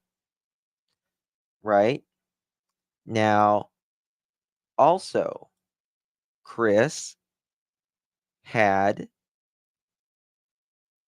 an upcoming court hearing with custody. Now, a lot of people have speculated that perhaps Sebastian could be speaking or maybe interviewed by, I don't know if it would be testifying, to be honest with you, because of his condition, but it may be something like some type of counselor or whatever. Now, because there is a CPS, alleged CPS case, could Chris not have wanted Sebastian to speak because that may interfere with him getting custody of his daughter? And he just wouldn't allow that. I don't know. But it is a thought, because nothing makes sense about him leaving. Does anyone know why Sebastian was moving in with Seth? Seth said he'd enroll him into school. Yes, he was supposed to be moving in with Seth. Remember, Seth moved closer to be with his son. And Seth said it took some convincing, but they finally came to an agreement. Now, again, was there red flags because perhaps, they may talk to Sebastian? Don't know. But it seems like, in my opinion, there was this CPS case at the end of January, the 1st of February. Chris is not at the house. He's working. One child, i.e., Sebastian, is planning on moving out. Another child, he is thinking, Chris thinks that another child may be moving in, his child. Don't know, but it's a thought.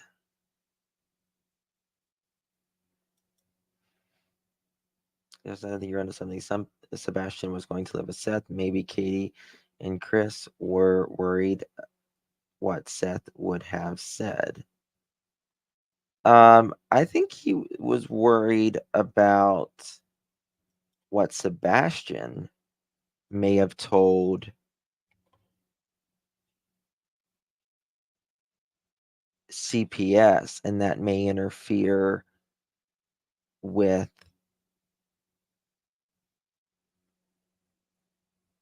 Chris's custody case. I believe that, Tiffany. I believe that. It's been a long battle. But everyone reacts differently. I'm going to throw this directly to Mr. and Mrs. Proudfoot. Much has been made. I'll ask you. You very often look away, don't look at who's asking you questions, show no emotion. Much has been made of that. And I'd like to hear. Listen to this. Listen to this. This is her. This is why Katie says she looks down all the time. I never expected this. Your response. I'm not judging one way or the other. I'd like to hear your response. To the fact of not looking at the camera all the time is because a picture of my son is sitting beside me, and I'm looking at him. As far as the crying thing, I have been crying off and on nonstop for a month.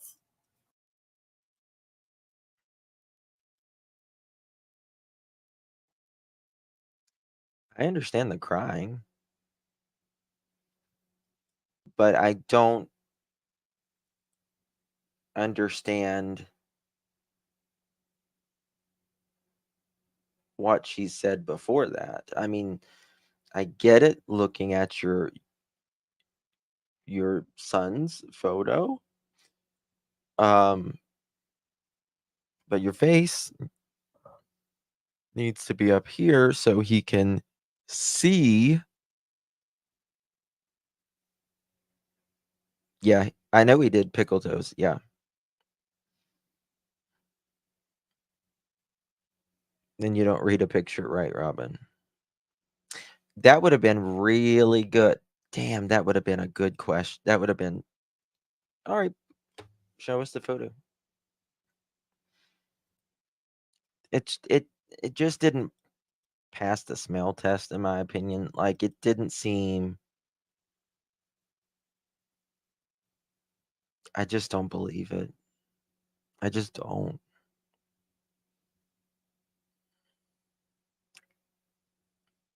Last year, Danessa. Yeah, Winnie the Pooh. It's really hard losing someone. I get that.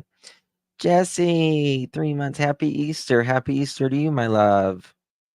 Happy Easter. It's good to see you. So it's that was just an interesting answer to me. Many people have asked me, why did Miss Proudfoot not call 911 immediately? And here's your chance to answer that. Because by the time I realized my son was missing and I called my husband, at that point I was hysterical. I was at the point where I couldn't even form words anymore, and my husband is the one who remained calm enough to call them. I get it, being hysterical. I completely understand that. Yes, I can see you. Sure can. Sure can. I'm not always looking at the chat because I'm constantly doing things up here. I promise you, if I don't answer you or anything, it's not anything other than it's moving fast, and I can't possibly respond to every, but I used to get kind of aggravated whenever I was, a sub, and I would try to get my point across then, and nobody would answer me, but I totally understand them now. I totally understand. It's nothing personal. I swear on everything. It's not. It's never that. It's just there's a lot of messages flying, and I've got to run a lot of things up here too. But I mean, yeah, I would instantly. She said, "Yeah, She says at that point I was hysterical, but still, it just, even Dawn and Candace both hung up and called 911 separately, right? They called 911 separately. Now, they allegedly also called the they didn't technically allegedly call 911. They called the non-emergency number like Chris did, which makes no freaking sense. But he's going to try to explain it away, which again makes, in my opinion at least, makes no sense. And to be honest I'm with you, Miss very- Grace, the way we live outside of city limits, so you don't call 911 because you get routed to a dispatching hub who asks what's your location, and then they route you to another So so he's saying because they live in the country, which, I mean, is it the country? It's suburban, I would say. And he's saying he's giving them a break. He's cutting out all of, he's making it sound like, it's 1940 where, the operators used to pull the plug and plug it into another line and, transatlantic, pop it in, Morse code. I mean, it's really not that complicated. Hello, 911, what's your emergency? Right? I don't understand. And if they transfer, he's like, well, they transfer you and then they transfer you to another transfer. So I'm just trying to save him all that. 2 transfers. But he said they were out there in 10 minutes. I don't, I'm not getting it. It doesn't make sense to me.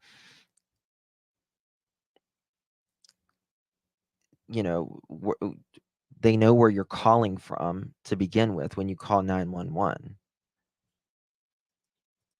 dispatcher to talk to give this story. In the I vicinity, cut all at of that least. out and I called straight to the sheriff's department because they have jurisdiction of where we live.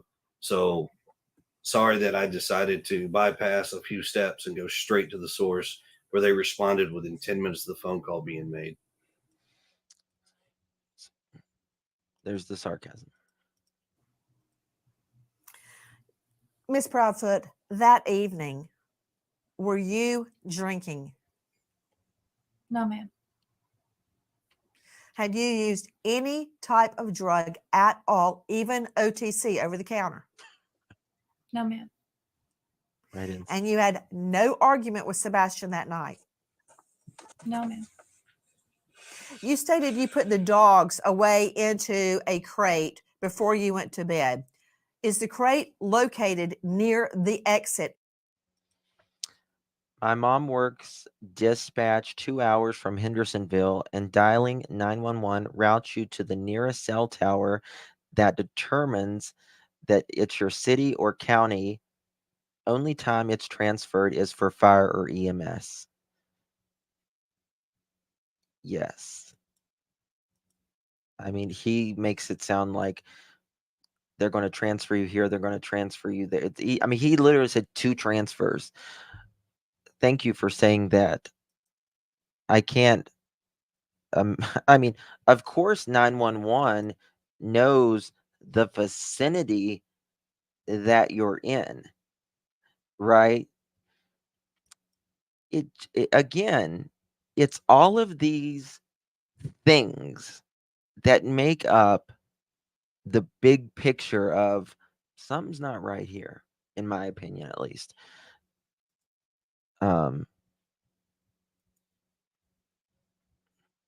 Did he call it home at 6:20?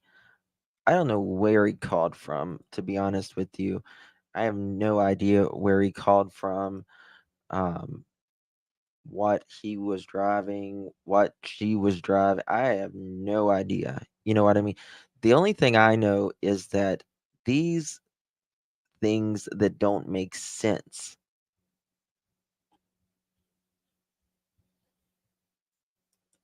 makes you question all of these Near little a things. door. No, ma'am. Would the dogs have barked if there had been an intruder or if Sebastian had left? The dogs don't typically bark at me and Sebastian because they're used to us. Even if we get up, we come around, they don't typically bark.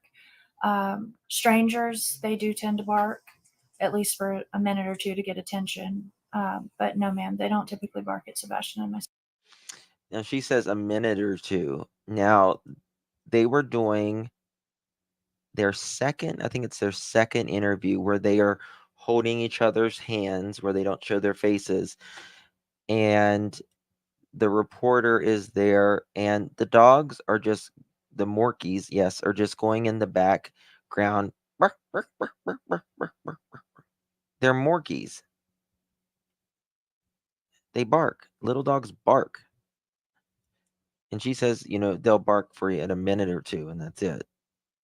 Well, I'm sure that they had been there more than a minute or two, and it was you two sitting in your home, and then the news anchor sitting down. They set up and everything, and they're still barking. I'm just saying. So, or Christopher. when What he's kind on. of dogs are they?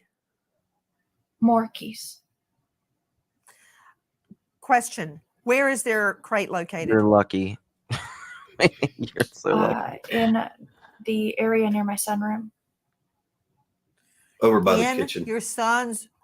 Okay, hold on. Is No, it son, outside not your son. son's room? No, ma'am. Not Sunroom. Sebastian's room. Son. Yeah. Yes, ma'am. The sunroom. And that's not near the door? No, ma'am. Not near the front door. It's near my back door, but not any of the other doors. Yes, from what I've seen the layout of the home, it is near the back door, and they would have heard someone coming in and out that back door, correct? Yes. Yes, ma'am. Yes, ma'am. No barking. Do you have a chime or anything? So, are they saying that Sebastian, or sorry, the dog's playpen, is it in the sunroom or is it next to the sunroom? Is it in the living room that where the doors are that goes to the sunroom, or is it in the sunroom? Lisa, thank you so much for becoming a member. Welcome, my friend. Appreciate your support. You are now a Pearl.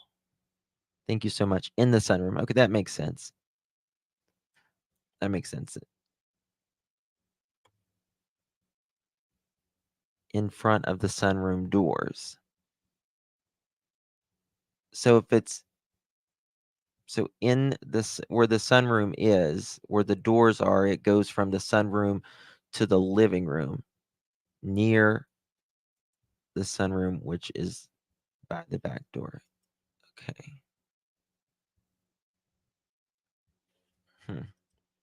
Anything on your doors that would alert you to the door opening? No, ma'am. Miss Grace, could I jump Question. in for something? Another thing is, she has the smart locks with the keypad. It should tell her through her app what time that door was opened. I just thought of that. It will tell you how many times that door has been opened, at what time, for how long it was opened, unless she conveniently doesn't have that set up either. It's not like she installs security stuff for a living, right?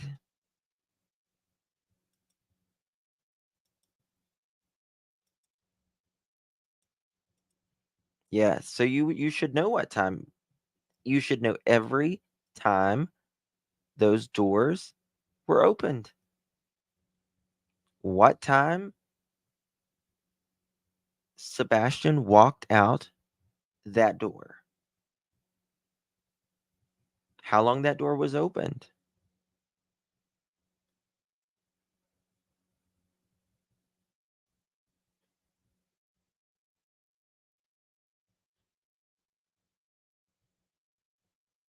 It gives the last hint.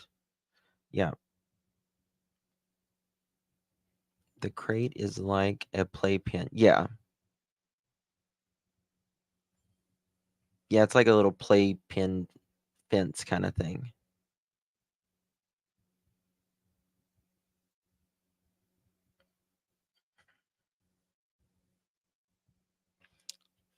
Wow. Yes, please. And I want to follow up with a question Yes. regarding Miss Proudfoot's polygraph. But please, Lauren, jump in. Everybody on Thank the you. panel. Now is the time to ask the Proudfoots any question that may shed light on what has happened to Sebastian. We are not in a judging arena. We are in a fact-finding arena. We can then assimilate the facts and make deductions. Please jump in. Lauren Conlon is Yes. joining me. You can find her at Lauren Emily Conlon. Go ahead. Yes, thank you. And now this might be for Brian as well. Yesterday, when the dogs hit and everybody's going crazy, YouTubers, internet, TikTokers, and we figure out it's not Sebastian and police are not involved, the TBI is not involved. Did you call the Proudfoots and let them know that this? Hey Jude has big mutts and he cannot lie. What kind of big mutts? Hey Jude. This was not Sebastian? Mutts are good Did you dogs. tell them ahead of time that you were searching these areas? Did they know what you were doing, or was this specifically just through Seth Rogers? Yeah, so Seth Rogers is Sebastian's biological father, correct? Yes.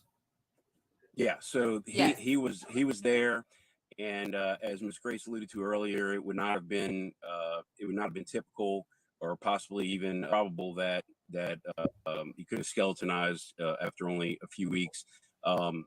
So I'm not sure about the Proudfoots, but his father definitely did know. Also wanted to echo what Miss Nancy said earlier about the police. One of the reasons we got called in, there was a lot of social media personalities reaching out to us, kind of complaining that they didn't feel like the police were doing enough. But really, it's just what Miss Nancy said. It's that they're not under obligation to give daily or every other day updates.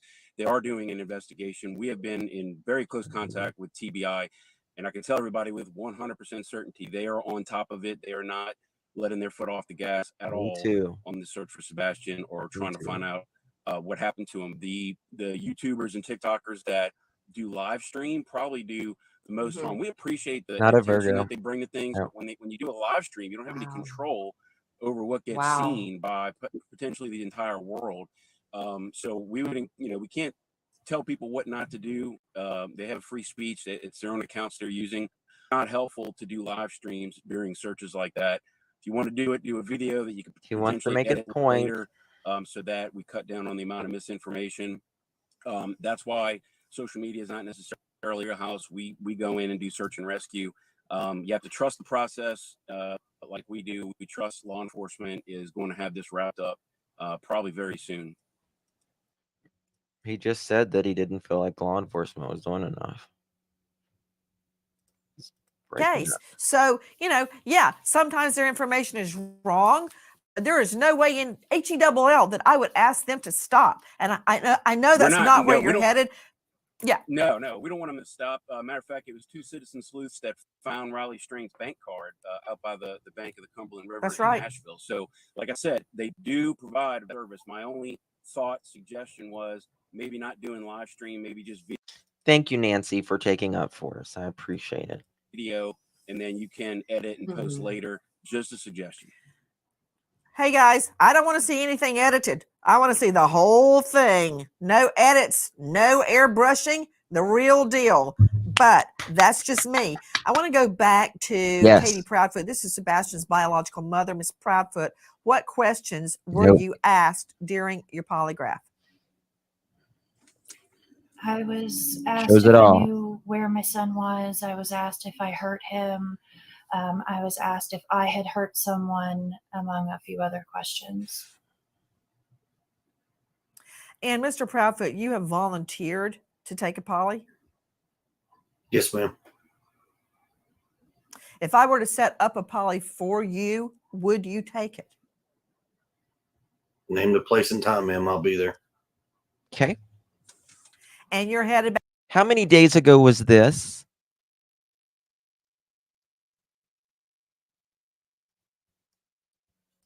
How many days ago was this?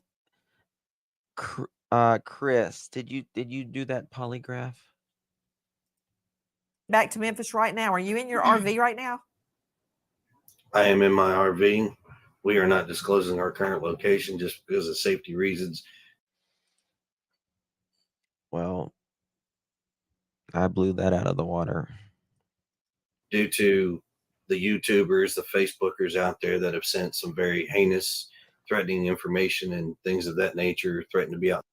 Listen, nobody should be threatening anybody. Nobody should be threatening Chris. Nobody should be threatening Katie.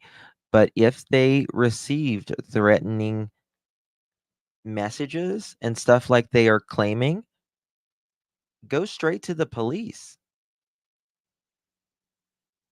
You don't have to, I mean, if someone is threatening them, they need to go straight to the police and show where someone is threatening them.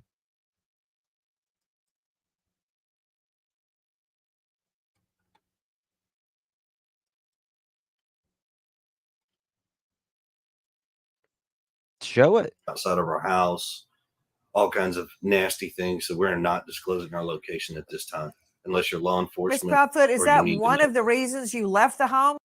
They were sitting, I mean, honestly, if these two were hiding like they said they were, they should have asked for their fifth wheel to not be beside the road at the entrance.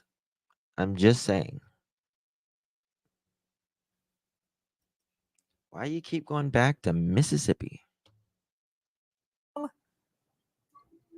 One of them, yes, ma'am. Question to you guys. When police came in They are. and processed your home, did they look with, for instance, luminol? Did they check? What did they do when they searched your home?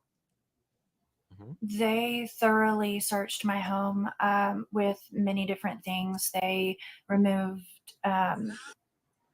some things for the dogs to hold the scent, and for Sebastian's DNA. I know that they used Toothbrush.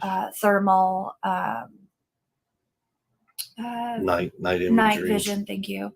And I don't know exactly all of the tools that they use, but I do know that multiple different searches were done on my home by many different people, detectives, sheriffs, and a few others. Yeah, Even I'm the not gonna. dogs. I wouldn't swear that the forensics folks showed up or not, because there were so many folks in and out of the house that it was just, hi, I'm so and so with law enforcement. I'm so and so with law enforcement. Okay.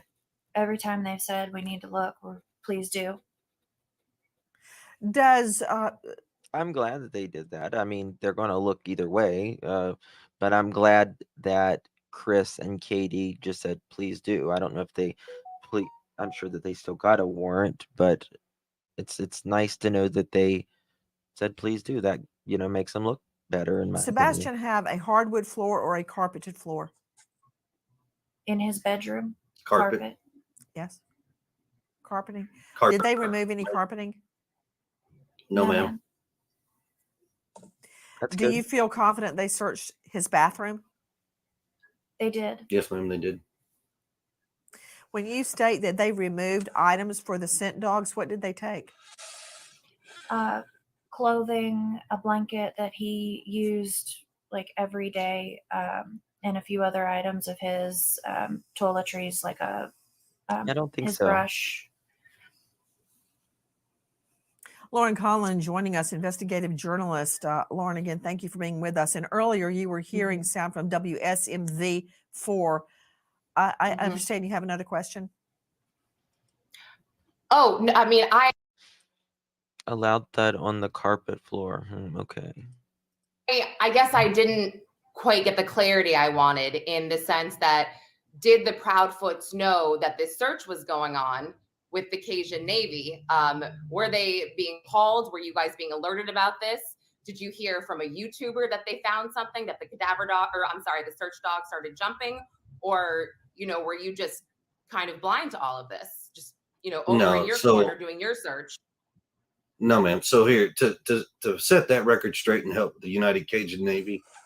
So somebody's got a picture out there saying that we're enjoying a dinner when we're actually out there, got flyers at a dinner table because we need to eat. My wife He was mad about that. was on the phone with the Cajun Navy. That's how the Cajun Navy was brought in.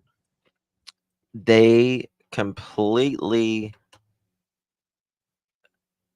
debunked that,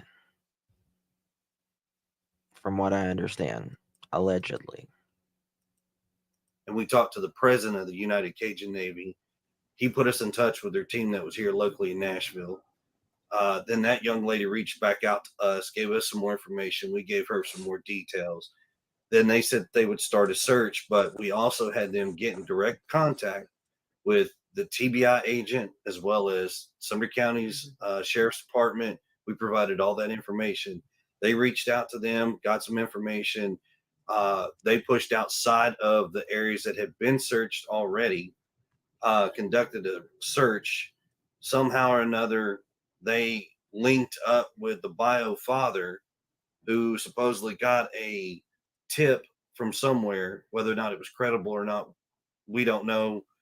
But it led them to searching on federal property without permission, which is where we have been informed at some point that there was allegedly a hit. Forensic 05, I didn't get a photo picture. Maybe it hasn't come through yet. Let me make sure.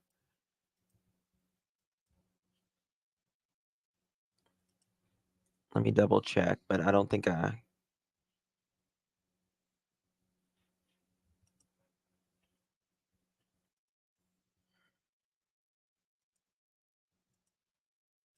No.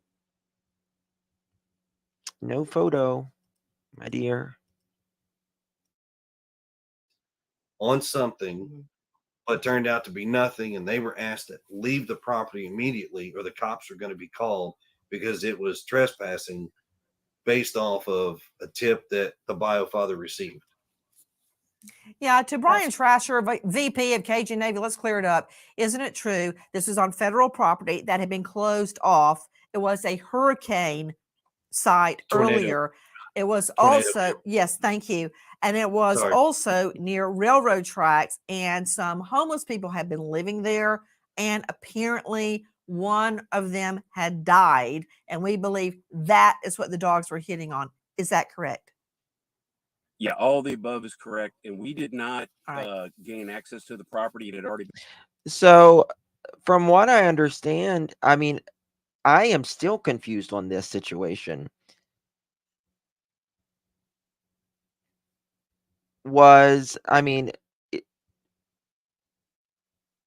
No homeless died, and I'm hearing there was a homeless died. If there was, okay, this guy is saying it, but if there's not, why are they saying it? Still confused on that. I can't point up from down from that. I can't give any information about that because can't understand it at all. At all. Been open when we got there. I'm not sure how Right. Entry was gained, but yeah, everything above it that you just said was correct. Guys, the search. All right, guys. It's over. There we go. Did you send that photo again? Trying to see if you sent a photo. I still haven't got that photo. Nancy Grace, thank you so much. That was a really good interview that you did. Appreciate it. Lisa, did I say thank you? Thank you so much for becoming a pearl, my dear. Appreciate you so much. I've been live a long time, but it's been in my opinion, it's been a very good, uh, productive learning live that we have learned some stuff. This shows you that you can go back and listen to something and you will catch something that you did not catch before. And Chris said some very interesting things. Thank you, Jules. Thank you all. I appreciate it. That criminal, thank you, dear. Appreciate you. I appreciate every single one of you. You guys are absolutely amazing. I hope you have had a good Easter. Thank you all tremendously from the bottom of my heart.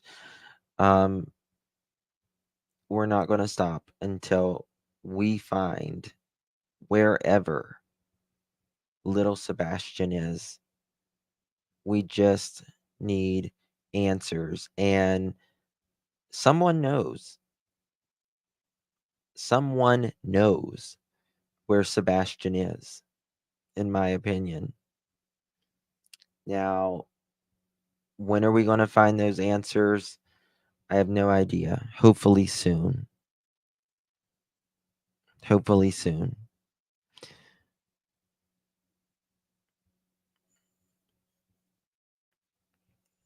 Seth needs to find his son. He really needs to find his son.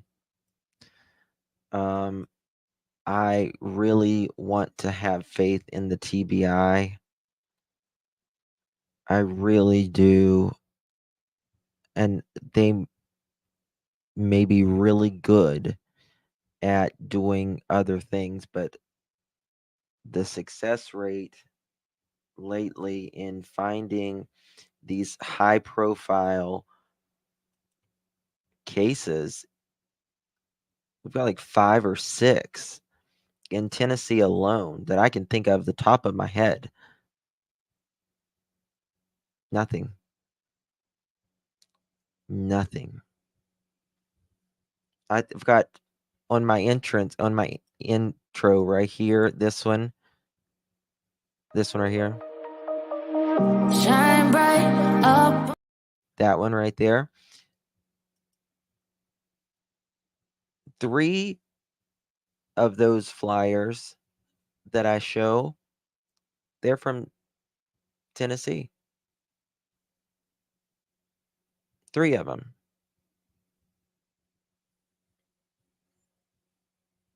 Still nothing. I don't know. Love you all. Appreciate you. I'll see you guys at some point tomorrow. I may go live very early in the morning hours, and which is like a few hours from now. We'll see on my other channel. It's called Hey Sweetie. If you haven't subscribed to that channel yet, and it's just a channel where I go live and talk about nothing at all, pretty much. It's just there's no, it's just me. That's all it is. Very low key. So if you want to subscribe to that, thank you, Rock and Robin, for dropping that. Please subscribe to that. I just started it just a few days ago. Appreciate you all. I'll see you guys later. I think Cher's going live, or she may be live now. I don't know if PG's going live. I think Josh is going to be live in about 45 minutes. So thank you guys. Love you. See you guys later. Happy Easter once again. Good night.